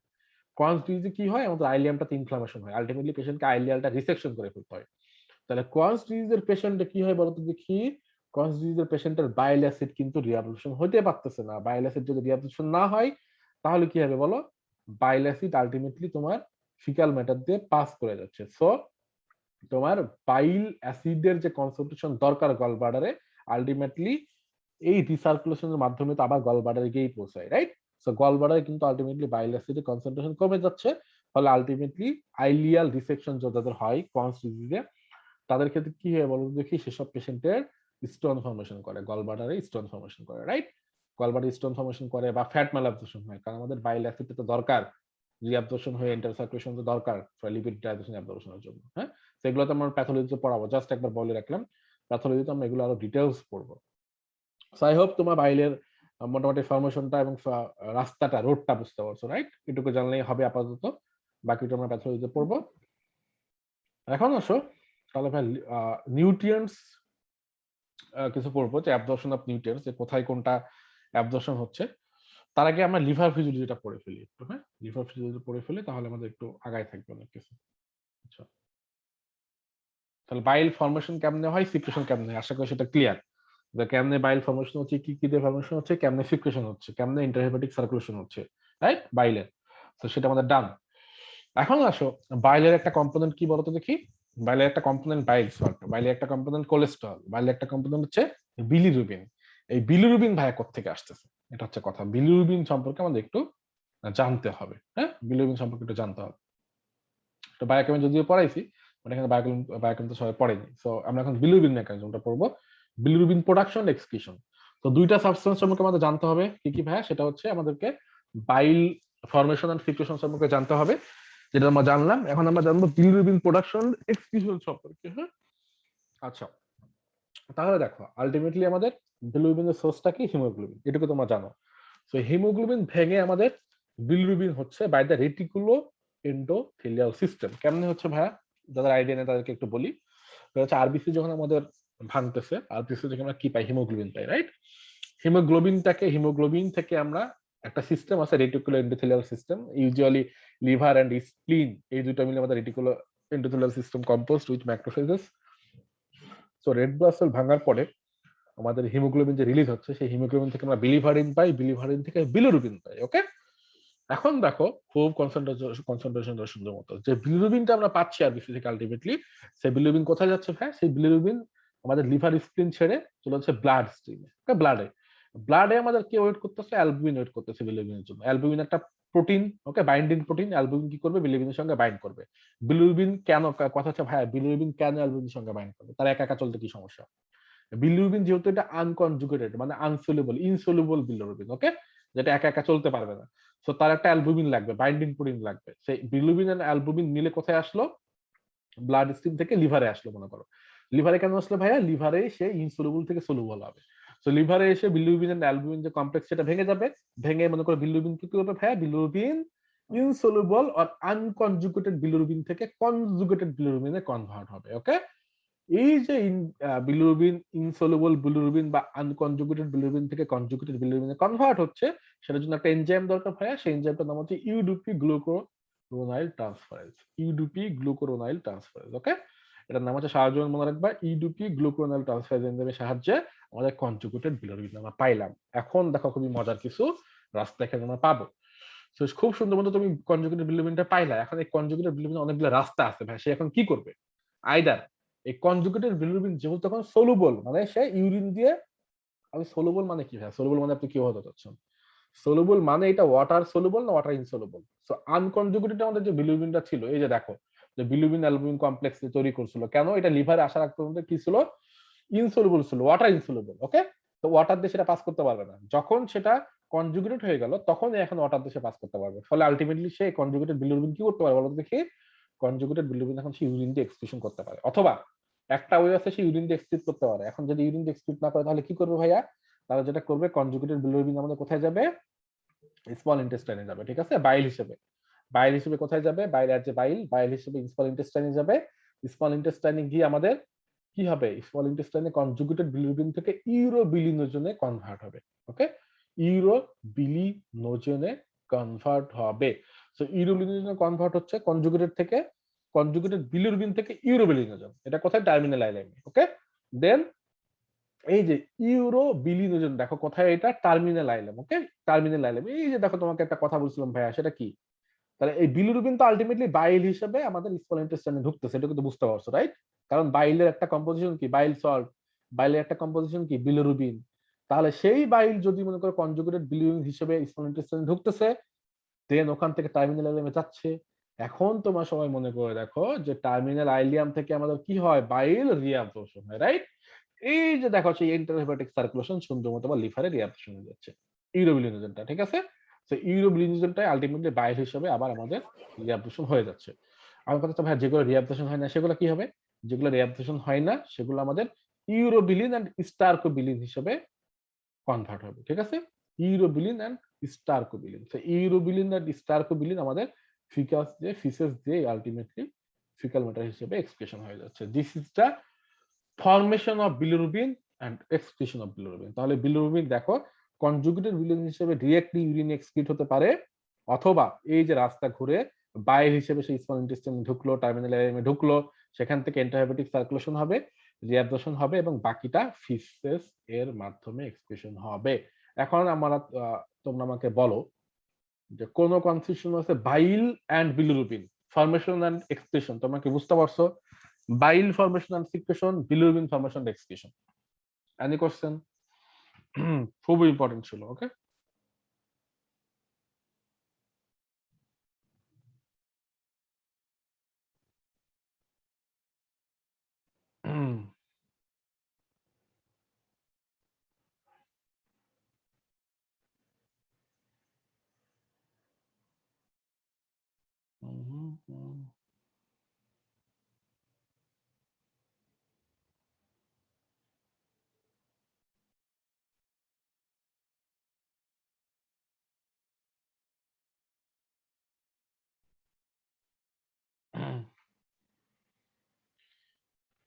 আচ্ছা, তো বলো দেখি।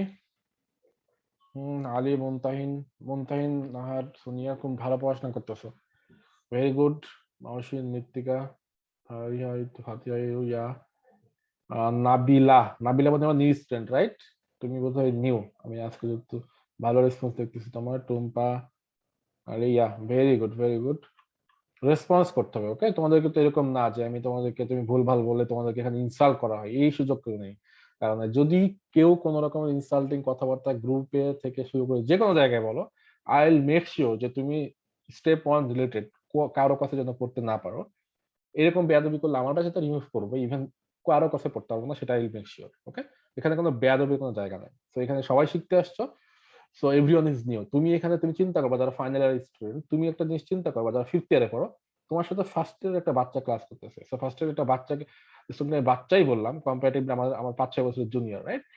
তো এই জন্য বললাম যে তুমি চিন্তা করো যে তোমার সাথে একটা ফার্স্ট ইয়ারে পোলাপান তোমার সাথে পড়তেছে, তো তোমার তোমার কি হওয়া উচিত? তার প্রতি তোমার একটা আলাদা একটা স্নেহ চলে আসা উচিত, লাভ চলে আসা উচিত যে ফার্স্ট ইয়ার একটা বাচ্চা আমার তোমার সাথে পড়তেছে, সো তুমি you should always be helpful to him or her. তো আমি যেটা বলতে চাচ্ছি যে তো আমি কিন্তু তোমাদেরকে চাইলেই দুইটা ব্যাচ করতে পারতাম, first year to third year, fourth year to fifth year, but আমি এটা করি নাই কেন? মেডিকেল সায়েন্স এমন একটা জিনিস যে তুমি ফার্স্ট ইয়ারে থাকো বা ফাইনাল ইয়ারে থাকো, ইট ডাজন্ট ম্যাটার, তোমাকে শিখতে হবে আইদার টু ডু টুমরো, ওকে? এই জিনিসগুলো তোমাকে শিখতে হবে, না শিখলে তুমি বিপদে পড়বে, বিষয়টা হচ্ছে এরকম। আচ্ছা, ওকে নামিলা, আই গট ইট। সো এখন আমাদের বাইল ডান, বিলিরুবিন ডান। আমরা এখন নিউট্রিয়েন্ট অ্যাবজর্পশন একটু কিছু পড়বো, হ্যাঁ? তারপর আমাদের ফিজিওলজি শেষ, আমরা প্যাথোলজি একটু শুরু করবো আজকে যতটুকু পারি।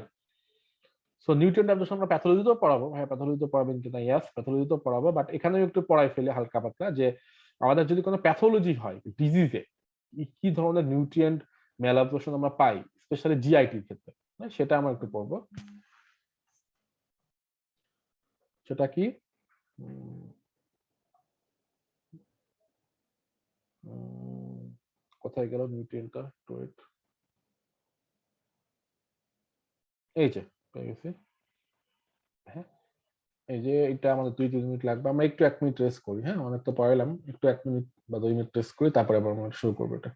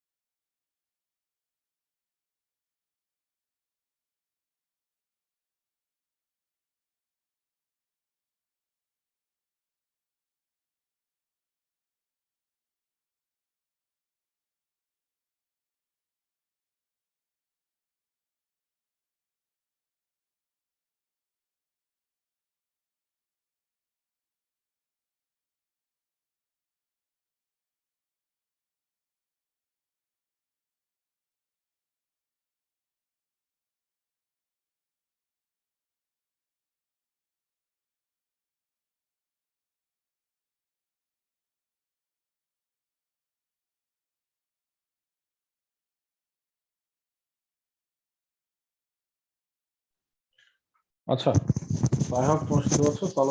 চলো নেক্সট ক্লাস, নেক্সট টপিক শুরু করি। ওকে, তো নেক্সট টপিক কি ভাই, সেটা হচ্ছে অ্যাবজর্পশন অফ আদার সাবস্টেন্স। মানে কি? মানে হচ্ছে বাইল বা বিলিরুবিন বাদে অন্যান্য জিনিসগুলো আমাদের একটু পড়তে হবে, নিউট্রিয়েন্টস গুলা। সেটা হচ্ছে ভাইয়া, ফার্স্ট অফ অল আমাদেরকে ভাইটামিনস, ক্যালসিয়াম এবং আয়রন, এই তিনটা জিনিস সম্পর্কে আমরা পড়বো। হ্যাঁ, জিআই ট্র্যাক্টের সাথে রিলেটেড। এখন ফার্স্ট অফ অল দেখো, আমাদের ভাইটামিনসকে আমরা দুই ভাগে ভাগ করতে পারি। একটা হচ্ছে আন্টি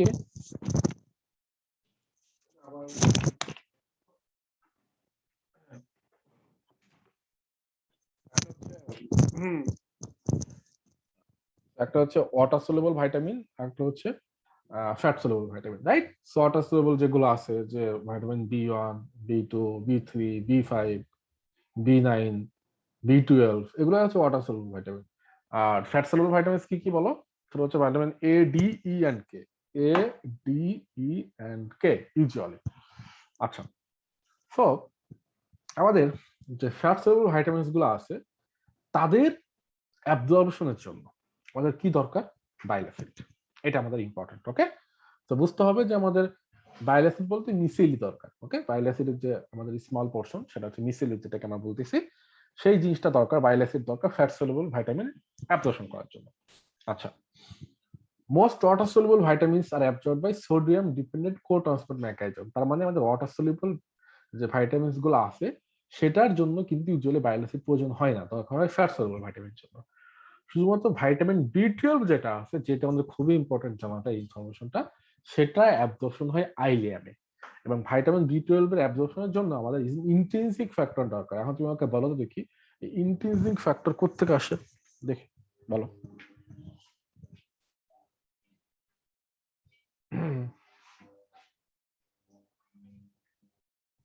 তো এই যে ভাইটামিনস গুলা কোথায় অ্যাবজর্পশন হচ্ছে, this is very very very very very much high end. আমি আবার বলতেছি, very good, parietal cell. Okay, very good everyone. So part of you. এখন দেখো তাহলে, ষাট সলিউবল ভাইটামিন গুলো আমাদের মিসেলি হেল্প করতেছে বা লিপিড অ্যাবজর্পশন হেল্প করতেছে। ওয়াটার সলিউবল গুলো আমাদের mainly sodium dependent cotransport mechanism. আর ভাইটামিন B12 টা আমাদের আইলিয়ামে অ্যাবজর্পশন হচ্ছে with the help of intrinsic factor. তো কেমনে হচ্ছে আমাদের vitamin B12 intensive factor help নাই? ইন্টেন্সিভ ফ্যাক্টর যেটা আমাদের গ্যাস্ট্রিক প্যারাটাল সেল থেকে আসে, ওটার সাথে ভাইটামিন B12 বাইন্ড করে আমাদের আলটিমেটলি আইলিয়ামে গিয়ে অ্যাবজর্পশন হয়। এখন তুমি দুইটা কন্ডিশনের কথা চিন্তা করো। নাম্বার ওয়ান কি ভাইয়া? নাম্বার ওয়ান, যদি তুমি গ্যাস্ট্রেক্টমি করো, গ্যাস্ট্রেক্টমি মানে কি? মানে স্টোমাক রিসেকশন বা কেটে ফেলা। তো তুমি যদি গ্যাস্ট্রেক্টমি করো, গ্যাস্ট্রেক্টমি করলে কি হবে ভাইয়া? গ্যাস্ট্রেক্টমি করলে তোমার যে গ্যাস্ট্রিক যে প্যারাটাল সেলটা তুমি থাকার কথা, তোমার কেন দরকার প্যারাটাল সেল? প্যারাটাল সেল থেকে তুমি ইন্টেন্সিভ ফ্যাক্টর পাও। তো তুমি যে গ্যাস্ট্রেক্টমি করো একটা পেশেন্টের, so gastric parietal cell loss হবে, তুমি ইন্টেন্সিভ ফ্যাক্টর লস হবে।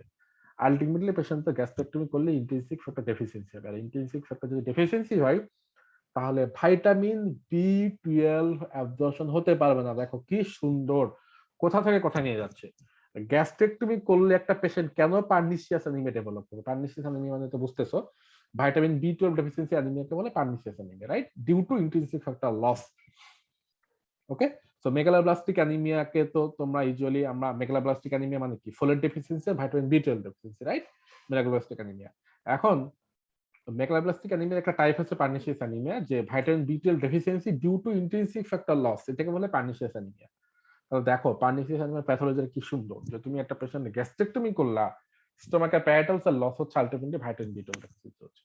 সো এই প্যাথোলজিটা তোমাদেরকে শিখাই দিলাম এখানে। হ্যাঁ, এটা ইম্পর্টেন্ট। আমাকে একটু বলো তো দেখি, আর একটা কোন কন্ডিশনে আমাদের এখানে ভাইটামিন B12 ডেফিসিয়েন্সি হবে? বলো দেখি, একটু আগে বলছো একটা কন্ডিশন। বলো কোন কন্ডিশনে ভাইটামিন B12 ডেফিসিয়েন্সি হতে পারে?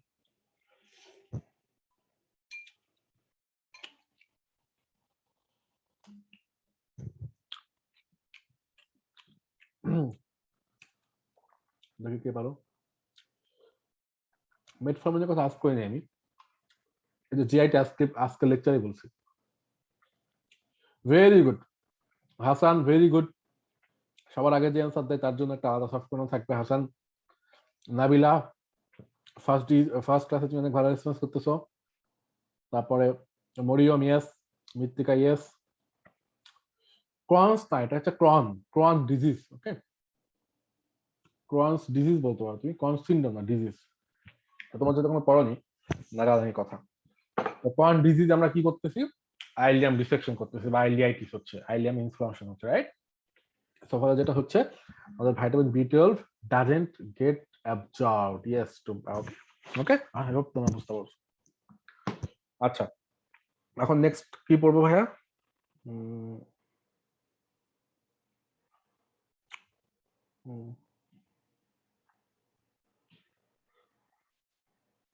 ওয়েট একটু,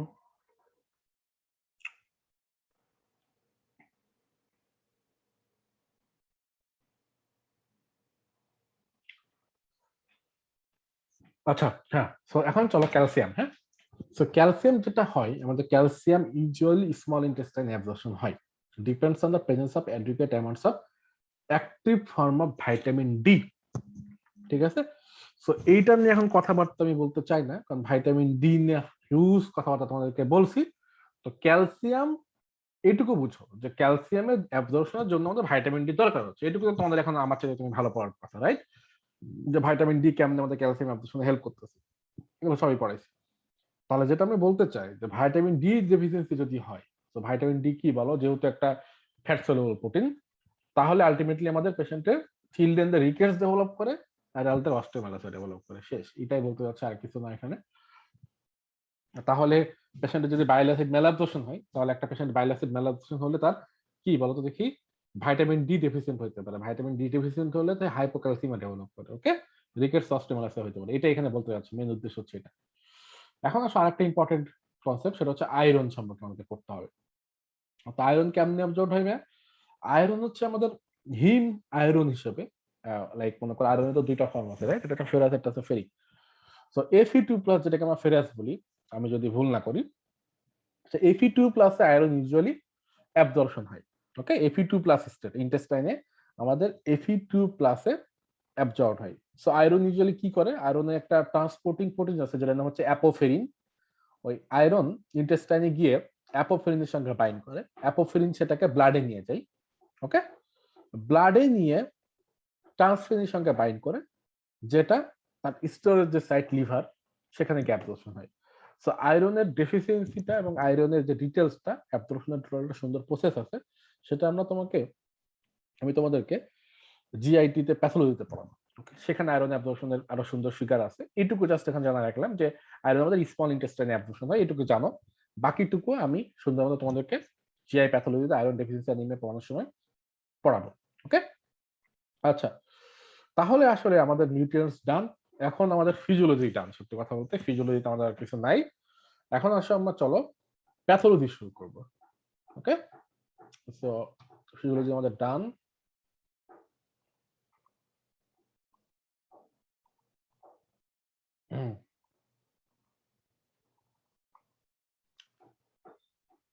সো কথা হচ্ছে ভাই, প্যাথোলজির জন্য আমাদেরকে কি কি রিসার্চ করতে হবে সেটা একটু তোমাদেরকে আইডিয়া দিয়ে দিই। হ্যাঁ, সো আমরা প্যাথোলজি প্রতিটা অর্গান ওয়াইজ, হ্যাঁ, প্রতিটা অর্গান ওয়াইজ আমি তোমাদেরকে পড়াতে চাই সুন্দর মতো। জিআইটি ফিজিওলজি নিয়ে আশা করি, আই হোপ যে তোমাদের একটা ভালো আইডিয়া হয়ে গেছে যে কি কি পড়তে হবে, কি কি ডান করা লাগবে, সেটা তো আর প্রশ্ন থাকার কথা না। এখন আমাদের জিআইটি প্যাথোলজি খুব সুন্দর মতো গ্রাস্প করতে হবে, হ্যাঁ, এই জন্য আমাদের একটু টাইম দরকার। আমি তোমাদের একটু স্লোলি পড়াইতে চাই। সো জিআই প্যাথোলজির জন্য আমাদেরকে প্রতিটা অর্গান ওয়াইজ আমরা পড়বো। তোমরা এতদিন যেভাবে পড়ে আসছে হ্যাফাজাটলি, ওইভাবে পড়ে আসলে মনে থাকবে না।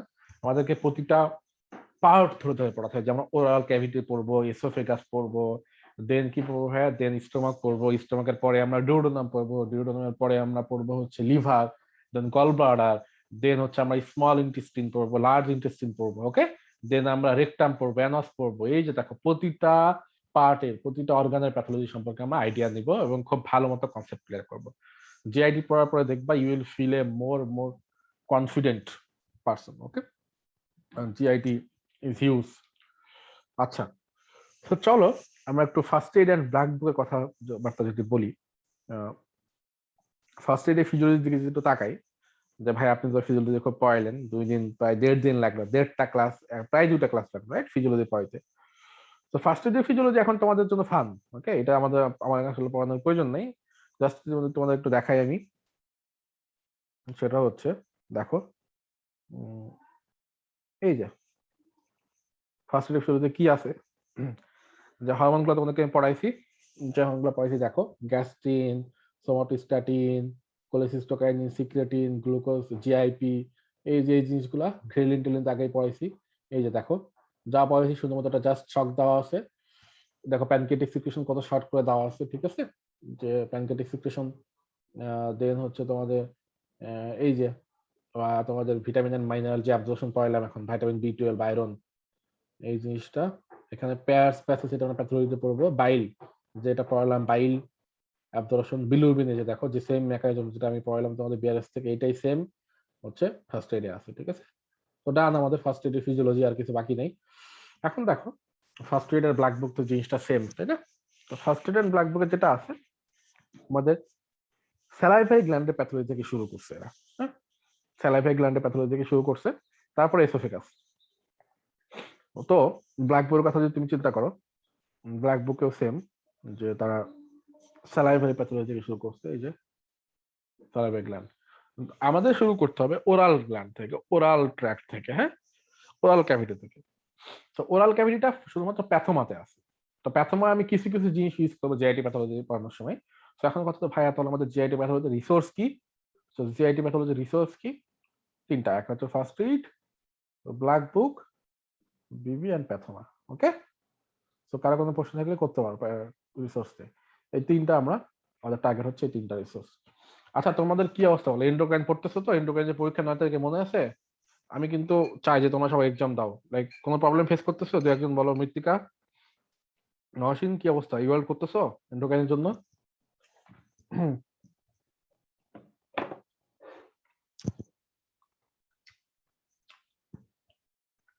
প্রিপারেশন করা দূর?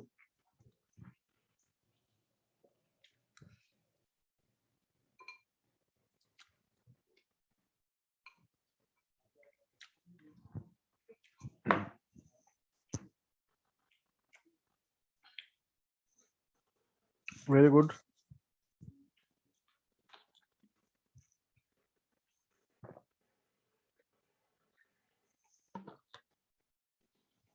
সবাই খুব ভালো মতো প্রিপারেশন নাও। আমি এন্ডোক্রাইনের প্রশ্ন একটু টাফ করব হয়তো।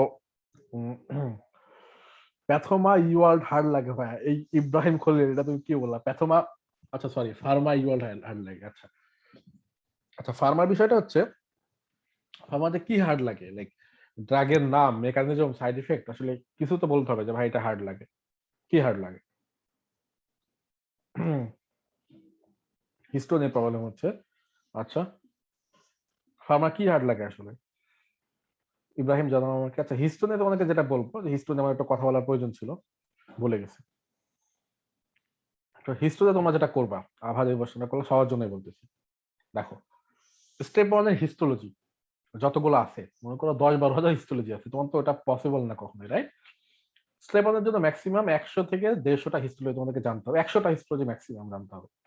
এটা জানলে এনাফ। কথা হচ্ছে ভাইয়া, তাহলে আমি কোন হিস্টোলজি গুলো জানবো? আমি আবারও বলতেছি, আমি যে হিস্টোলজি গুলো তোমাদেরকে পড়াই, যে বলে দিই স্পেসিফিকলি এই হিস্টোলজি যেটা লাগবে সেটাই পড়বা। এছাড়া ইউয়ার্ল্ডে হাজার হাজার হিস্টোলজি আছে যেগুলো পড়ার প্রয়োজন নেই, দেখারও প্রয়োজন নেই, এগুলা এক্সামে থাকবে না, এগুলো তো শেখার জন্য দেওয়া আছে। ওকে, আর you are not going to be histologist, right? So এটা এটা হচ্ছে কথা, যে you are not going to be histologist বা প্যাথোফিজিওলজিস্ট, হিস্টোপ্যাথোলজিস্ট। তো তোমার স্টেপ ওয়ান পাস করার জন্য, স্টেপ ওয়ানে ভালো করার জন্য যতটুকু হিস্টোলজি দরকার অতটুকু জানতে হবে।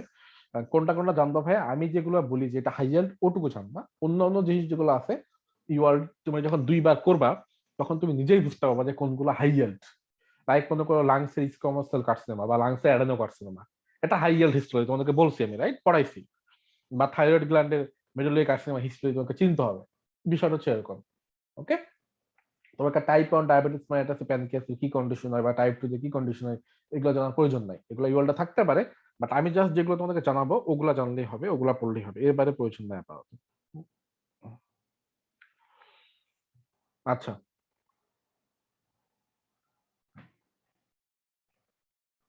হ্যাঁ, কয়েকটা ফিগার ফার্স্ট এডের সাথে মিলে যায় ইউএলটা, সেগুলো যেটা করবা, always follow Ewald, always always always for follow Ewald. Okay, Ewald follow করবা অলওয়েজ।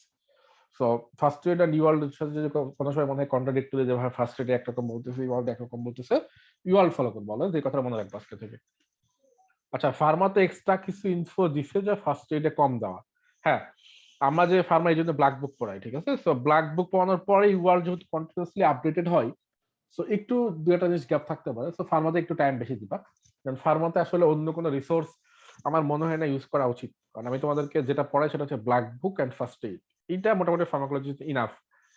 ইউয়াল্ড এর বাইরে যাওয়ার প্রয়োজন নয়। হ্যাঁ, ফার্মাকোলজি প্রশ্ন খুব স্ট্রেট ফরওয়ার্ড হয়। আচ্ছা, তাহলে দেখি চলো। সো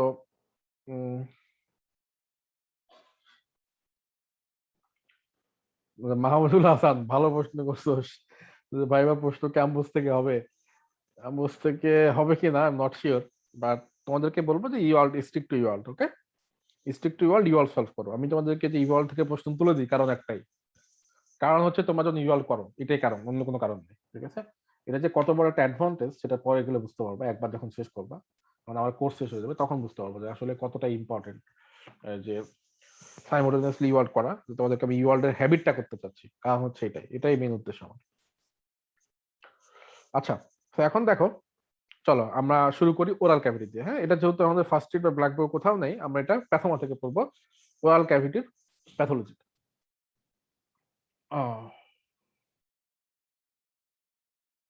প্রথমে কি পড়বো? হ্যাঁ, সেটা হচ্ছে cleft lip and cleft palate. Okay, so cleft lip and cleft palate সম্পর্কে আমাকে যতটুকু জানতে হবে, ফার্স্ট অফ অল মনে রাখবা যে তোমাকে যদি একটা ফিগার দেওয়া থাকে যেটা বাচ্চার, যে তার ক্লেফট লিপ আর ক্লেফট প্যালাট, তোমাকে চিনতে হবে যে আমার আসলে এটা ক্লেফট লিপ এন্ড ক্লেফট প্যালাট। এটুকু চিনতে পারলে তোমাদের লেভেলে এনাফ, কারণ এটার মেইন ট্রিটমেন্ট হচ্ছে সার্জিক্যাল, যেটা তোমার ম্যানেজমেন্ট পাওয়ার প্রয়োজন নাই, রাইট?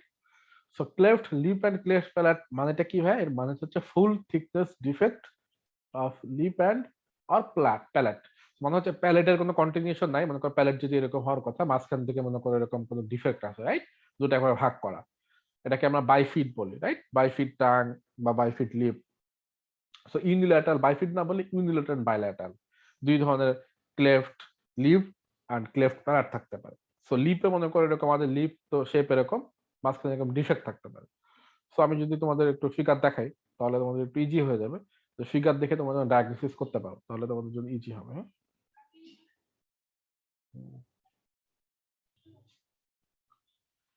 হ্যাঁ,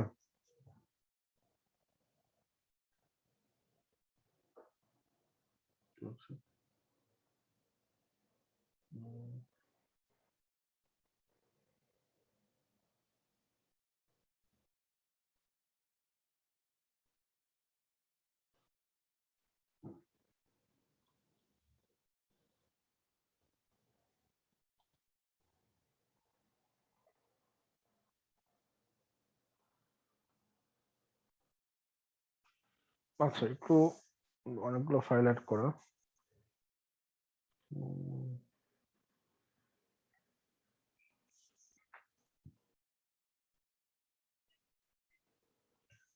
আচ্ছা, তো পরে দেখাচ্ছি, এটা একটু সমস্যা হচ্ছে একটু। আচ্ছা, তো যেটা বলতে চাচ্ছিলাম তোমাদেরকে, দেখো যে cleft lip and cleft palate যেটা হচ্ছে আমাদের ফুল থিকনেস ডিফেক্ট, আইদার লিপের হতে পারে অথবা প্যালেটের হতে পারে, রাইট? আচ্ছা, কেন হচ্ছে?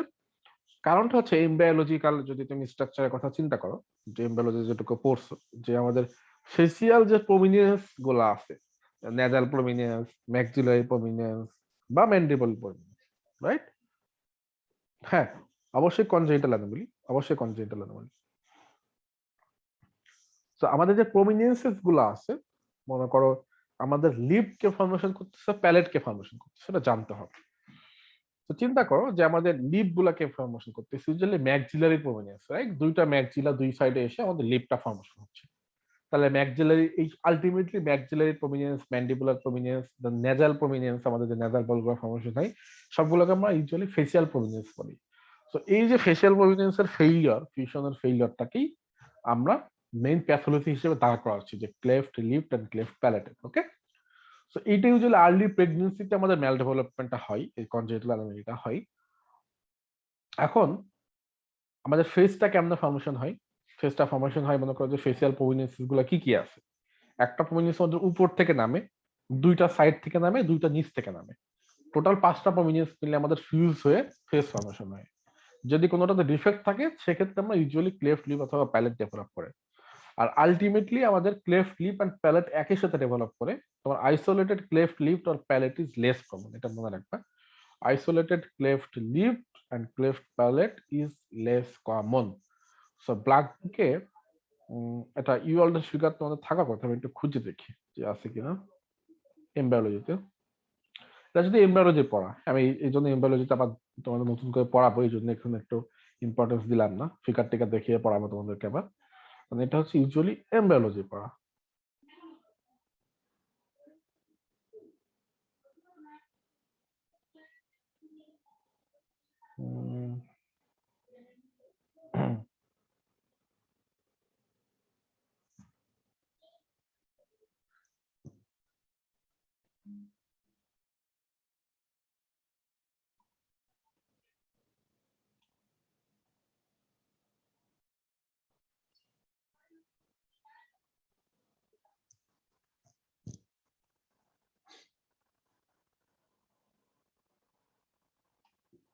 আচ্ছা, হ্যাঁ, তো যেটা বলছিলাম, দেখো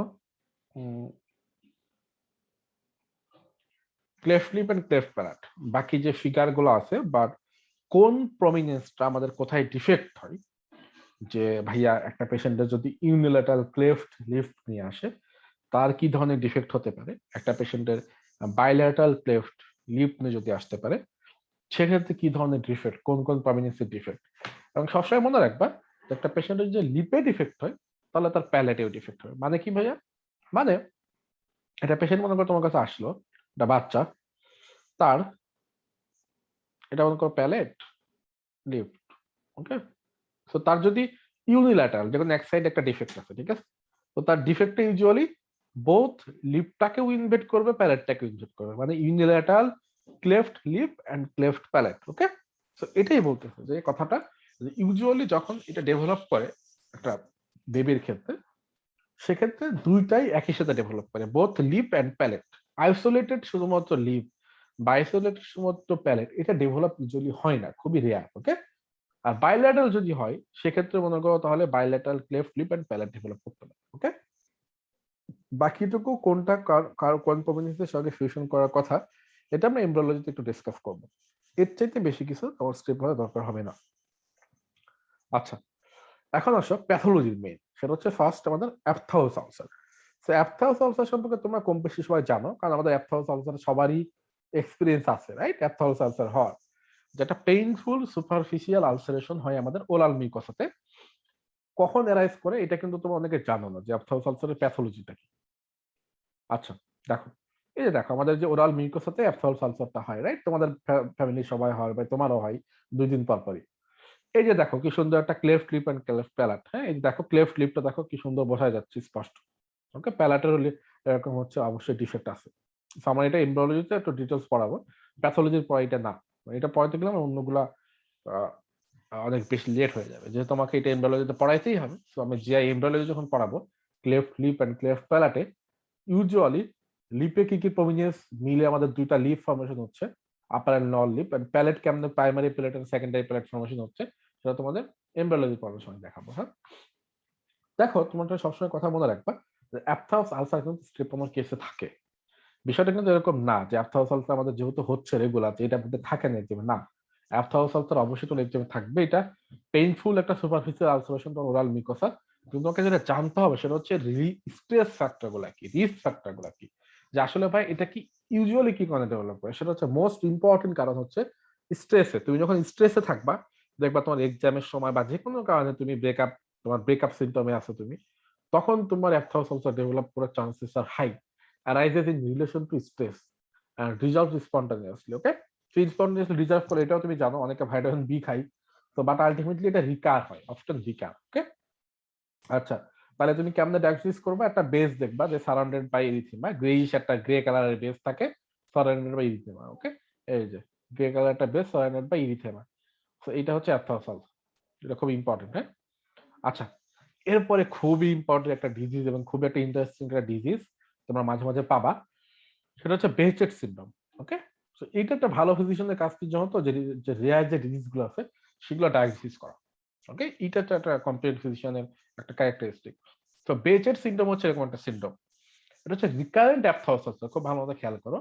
একটা পেশেন্টের রিকারেন্ট অ্যাপথাউস আলসার হচ্ছে not just in oral mucosa, genital ট্র্যাক্টে মাস্ট মাস্ট হওয়া লাগবে, এবং ইউভিআইটিস।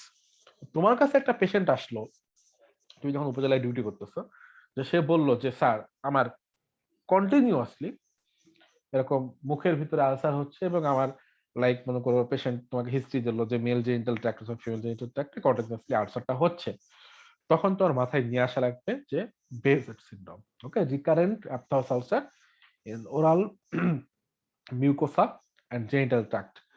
পেশেন্টকে হিস্ট্রি নিবা যে তার কোনো ব্লাডিং অফ ভিশন আছে কিনা, চোখে কোনো ব্যথা আছে কিনা, ইউভিআইটিস থাকে ইউজুয়ালি, ঠিক আছে। তো এটা হচ্ছে ইমিউনো কমপ্লেক্স ডেপোজিশন করার কারণে ইউজুয়ালি সিনড্রোম ডেভেলপ করে, মানে এটা একটা ভাস্কুলাইটিস।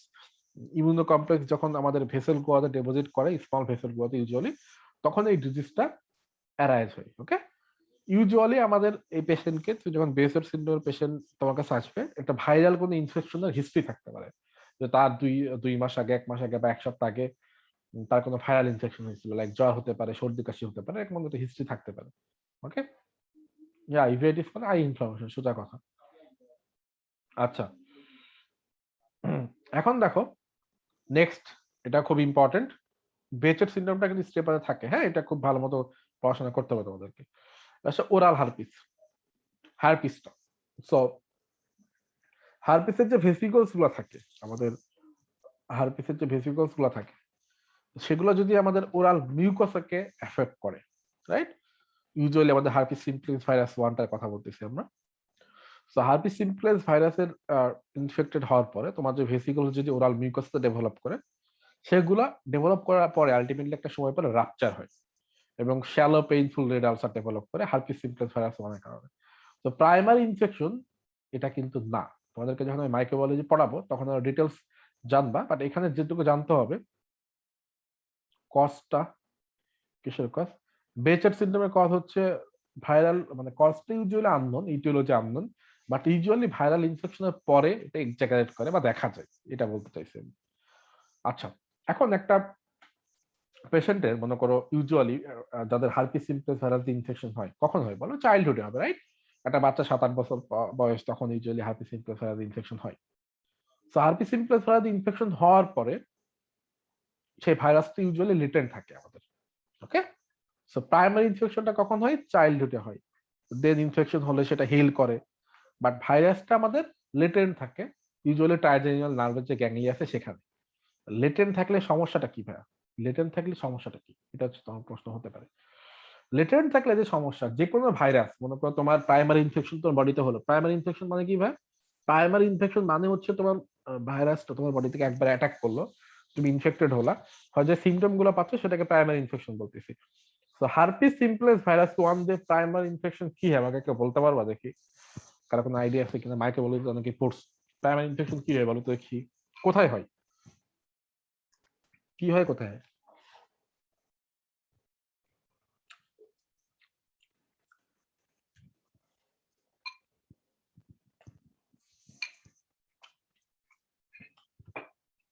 No one?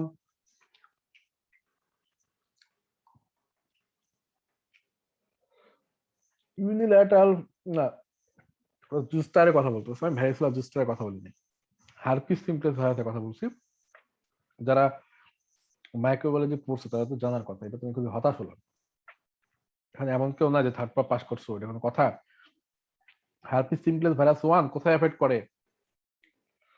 আরে পোলাপান, জেনিটাল আলসার, জেনিটাল ট্র্যাক্ট, তোমরা পড়োনি সিরিয়াসলি? হারপিস ফ্যামিলির ভাইরাস কয়টা আছে, 6টা আছে, পড়োনি তোমরা? হারপিস সিমপ্লেক্স ভাইরাস 1, 2, 6 এগুলো পড়োনি? হারপিস সিমপ্লেক্স ভাইরাস 1টা কি ছিল? হারপিস সিমপ্লেক্স ভাইরাস 1 আমাকে কোথায় এফেক্ট করতো? জেনিটাল ট্র্যাক্ট এফেক্ট করতো, রাইট। তো ইউজুয়ালি জেনিটাল ট্র্যাক্ট আলসারটা হয়, ওই কি মনে নাই সিরিয়াসলি? আচ্ছা, যা হোক, সো প্রাইমারি ইনফেকশন আমাদের চাইল্ডহুডে হতে পারে। এরপরে যেটা হচ্ছে যে ওই ভাইরাস যখন লেটেন্ট থাকে, আমাদের ইউজুয়ালি ডরমেন্ট থাকে, সেটা হচ্ছে কোথায়, ট্রাইজেমিনাল নার্ভাস গ্যাংলিয়াতে। পরে যদি কোনো কারণে রিঅ্যাক্টিভেশন হয়, কখন রিঅ্যাক্টিভেশন হতে পারে? Usually letter half of your life. Usually আমাদের হার্পিস সিম্পলেক্স ভাইরাসটা যদি কোনো কারণে রিঅ্যাক্টিভেশন হয়, স্ট্রেসের কারণে বা সানলাইটের কারণে ইউজুয়ালি রিঅ্যাক্টিভেশন হয়, সেক্ষেত্রে তোমার এই আলসারটা ডেভেলপ করে লিপসে, যেটাকে আমরা কোল্ড সোর বলি। ওকে, লিপসে খুবই পেইনফুল, এটা ডেভেলপ করে খুবই পেইনফুল, খুবই খুবই খুবই বেশি পেইনফুল। তো সেটা যখন রাপচার করে তখন এটা বেশি আরো বেশি পেইনফুল হয়। ওকে, তো এটাকে আমরা ওরাল হার্পিস বলতেছি। যে হার্পিস সিম্পলেক্স ভাইরাস একবার যখন তোমার চাইল্ডহুডে ইনফেকশন হয়ে গেছে, তুমি যখন বড় হচ্ছে, তোমার এজ যখন হচ্ছে, তখন আবার সেকেন্ডারি রিঅ্যাক্টিভেশন যেটা হয় সেটা ইউজুয়ালি ডেভেলপ করে হচ্ছে লিপসে, কোল্ড সোর যেটাকে আমরা বলি। তোমাদেরকে ফিগারটা দেখাইছি, দেখো এটা খুবই পেইনফুল। এই যে দেখো, এটা হচ্ছে হার্পিস সিম্পলেক্স ভাইরাস। ওকে, কোল্ড সোর, এটা হচ্ছে হার্পিস সোর বলা হয় কোল্ড সোর। লিপসে দেখতে পাচ্ছ, এটা খুবই পেইনফুল হয় কোল্ড সোর, এটাকে বলে কোল্ড সোর, খুবই পেইনফুল হয়, খুবই পেইনফুল। আচ্ছা, এরপরে আসো, আমাদেরকে স্কোয়ামাস সেল কার্সিনোমা সম্পর্কে জানতে হবে। ওরাল মিউকোসাতে বা ওরাল কার্সিনোমা, অনেকের তোমরা হয়তো খেয়াল করছো, অনেকে জানো না যে আমাদের ওরাল ক্যাভিটিতে কিন্তু কার্সিনোমা হতে পারে, এটা অনেকের আইডিয়া নাই। তো এটা খুব very very high help for step 1। হ্যাঁ, ফার্স্ট এডে নাই, কিন্তু কোথাও নাই, সেটাতে খুব ভালো মতো কনসেন্ট্রেশন দাও। আমি যেটা বলতে চাই সেটা হচ্ছে স্কোয়ামাস সেল কার্সিনোমা আমাদের মেইনলি হচ্ছে ওরাল মিউকোসা, যেটা নাম সেটার নাম malignant neoplasm of squamous cells lining the oral mucosa, right? তাহলে ওরাল মিউকোসার যে লাইনিং এপিথেলিয়াম সেটা হচ্ছে স্কোয়ামাস সেল। তাহলে আমাদের ওরাল ক্যাভিটিতে বা ওরাল ক্যাভিটিতে যে কার্সিনোমা হচ্ছে সেটা কেন হচ্ছে ভাই? রিস্ক ফ্যাক্টর কি, কেন হচ্ছে কার্সিনোমা সেটা কেউ জানে না। রিস্ক ফ্যাক্টর হচ্ছে টোবাকো এন্ড অ্যালকোহল। তাহলে স্মোকিং এন্ড অ্যালকোহল আমাদের রিস্ক ফ্যাক্টর, ওকে, ওরাল কার্সিনোমার ক্ষেত্রে। তাহলে সবচেয়ে বেস্ট লোকেশন কি ভাই? প্রমিনেন্ট লোকেশন কোথায় আমাদের স্কোয়ামাস কার্সিনোমা যে হচ্ছে ওরাল মিউকোসাতে? প্রমিনেন্ট লোকেশন হচ্ছে আমাদের ফ্লোর অফ দ্য মাউথ, এটা হচ্ছে বেস্ট লোকেশন। ওকে, আচ্ছা, এখন খুব ইন্টারেস্টিং একটা বিষয় হচ্ছে যে এই যে আমাদের ওরাল মিউকোসাতে যে কার্সিনোমাটা হচ্ছে, যেটাকে আমরা স্কোয়ামাস কার্সিনোমা বলতেছি, এর কিছু প্রিকারসর লেশন আছে। প্রিকারসর লেশন মানে কি ভাইয়া? প্রিকারসর লেশন মানে হচ্ছে এই ডিরেক্টলি স্কোয়ামাস সেল কার্সিনোমা হঠাৎ করে ডেভেলপ করে না, মানে কোনো কিছু কিছু দুইটা প্রিকারসর লেশন আছে, সেই লেশন থেকে যদি সেই জিনিসগুলো ট্রিট না করো তাহলে আলটিমেটলি আমাদের ওরাল মিউকোসাতে কার্সিনোমা ডেভেলপ করে। সেটা কি ভাইয়া? একটা হচ্ছে ওরাল লিউকোপ্লাকিয়া, এটা তোমার নাম শুনছে প্যাথোলজি অবশ্যই। আর একটা হচ্ছে erythroplakia. Okay, so oral leukoplakia and erythroplakia, এই দুটো সম্পর্কে তোমাকে জানতে হবে। দেখো, তো লিউকোপ্লাকিয়া জিনিসটা কি? লিউকো, রাইট? লিউকো, লিউকো মানে হোয়াইট, বুঝতে পারতেছো? সো লিউকোপ্লাকিয়া একটা white plaque that can not be scraped away often represents squamous cell dysplasia. মানে কি ভাইয়া? মানে হচ্ছে তোমরা তো থ্রাশ বুঝছো, রাইট? ওরাল থ্রাশ তো বুঝছো, মানে হচ্ছে আমাদের ক্যান্ডিডা, যে আমাদের যে ফানজাইটা আছে ক্যান্ডিডা অ্যালবিকান্স। আচ্ছা, যারা জানো না তারা জেনে রাখো, একটা ফানজাই আছে যেটার নাম হচ্ছে ক্যান্ডিডা অ্যালবিকান্স। ওকে, ক্যান্ডিডা অ্যালবিকান্স। তো ক্যান্ডিডা অ্যালবিকান্স এই ফানজাই দিয়ে ইউজুয়ালি আমাদের থ্রাশ ডেভেলপ করে। মনে করো তোমাদের থ্রাশ মানে কি ভাইয়া? থ্রাশ মানে হচ্ছে টাঙে দেখবা যখন এই ফাঙ্গাস ইনফেকশনটা হয় তখন হোয়াইট হয়ে যায়, টাং সাদা হয়ে যায়, রাইট? সেটাকে আমরা থ্রাশ বলি। এখন তোমার কথা হচ্ছে ভাইয়া, তাহলে এই যে সাদা হয়ে যাচ্ছে টাংটা, এটা কি oral thrush due to candidiasis, অথবা এটা লিউকোপ্লাকিয়া? লিউকোপ্লাকিয়া এরকম একটা হোয়াইট প্ল্যাক টাঙের উপর জমে, আমি কেমনে বুঝবো? যেহেতু ক্যান্ডিডিয়াসিস কোনো ক্ষতিকর কিছু না, সবারই মোটামুটি ক্যান্ডিডিয়াসিস কোনো না কোনো সময় ডেভেলপ করে। ওকে, কিন্তু লিউকোপ্লাকিয়া আমাদের ক্যান্সারের প্রিকারসর লেশন, রাইট? কেমনে ডিফারেন্সিয়েট করবো ভাইয়া? এই যে থ্রাশ, যেটা ক্যান্ডিডিয়াসিস বলতেছি, এইটার ক্ষেত্রে যেটা দেখবা যে তোমার টাঙে যদি এটা ডেপোজিশন হয়, হোয়াইট ডেপোজিশন, তুমি যদি স্ক্র্যাপ করো টাংটা, মানে তুমি যে দাঁত দিয়ে টাংটা স্ক্র্যাপ করো, টাঙের উপরে একটু স্ক্র্যাপ করো, দেখবা এই সাদাটা হোয়াইট প্লাকটা সরে যাচ্ছে বা রিমুভ হয়ে যাচ্ছে। ওকে, কিন্তু লিউকোপ্লাকিয়ার ক্ষেত্রে কখনোই এই হোয়াইট প্লাকটা রিমুভ হবে না, এটাই বলতে যাচ্ছে। দেখো, লিউকোপ্লাকিয়া মেইনলি আমাদের স্কোয়ামাস সেল ডিসপ্লাসিয়াকে রিপ্রেজেন্ট করে, right? So leukoplakia is distinct from oral candidiasis and hairy leukoplakia. তাহলে হেয়ারি লিউকোপ্লাকিয়া আলাদা জিনিস, ওরাল ক্যান্ডিডিয়াসিস আলাদা জিনিস, শুধু লিউকোপ্লাকিয়া আলাদা জিনিস। তাহলে আমাদের যেটা জানতে হবে সেটা হচ্ছে লিউকোপ্লাকিয়া সম্পর্কে। আমাদেরকে লিউকোপ্লাকিয়া সম্পর্কে কনসাস হতে হবে, কারণ এটাই প্রি ক্যান্সারাস লেশন। ঠিক আছে? তাহলে ওরাল ক্যান্ডিডিয়াসিস দেখো, এটা একটা হোয়াইট ডেপোজিশন অন টাং, যেটা ইজিলি স্ক্যাপড হয়ে যাচ্ছে, ইউজুয়ালি ইমিউনো কম্প্রোমাইজ যারা তাদের ক্ষেত্রে হয়। এখন কথা ভাই তাহলে হ্যারি লিউকোপ্লাকিয়া জিনিসটা কি? হ্যারি লিউকোপ্লাকিয়াটা সেটাও একটা হোয়াইট একটা প্ল্যাক, বাট সেটা হচ্ছে lateral side of the tongue এর উপরে ডেপোজিশন হবে। এটা ইউজুয়ালি ইমিউনো কম্প্রোমাইজ পেশেন্টদের ইন্ডিভিজুয়ালদের হয়, লাইক যাদের এইডস আছে তাদের ক্ষেত্রে। এটা কোনো প্রিম্যালিকদের না, মানে এটাতে কোনো সমস্যা নাই।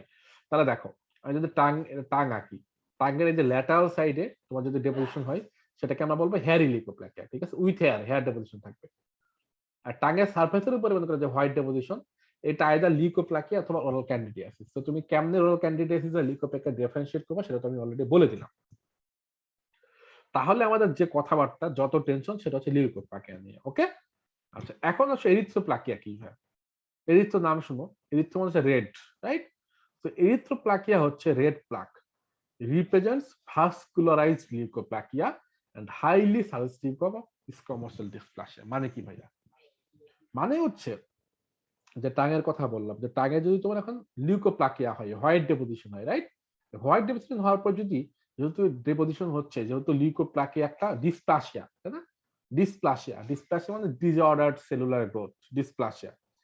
সো এটা হচ্ছে একটা কার্সিনোমার একটা প্রি স্টেজ, মানে প্রি কার্সার লেশন। সো ডিসপ্লাসিয়াতে যেটা হয়, আমাদের কিছু ভেসেলস গ্রো করতে পারে। ওকে, ভেসেলস গ্রো করতে পারে ডিসপ্লাসিয়াতে।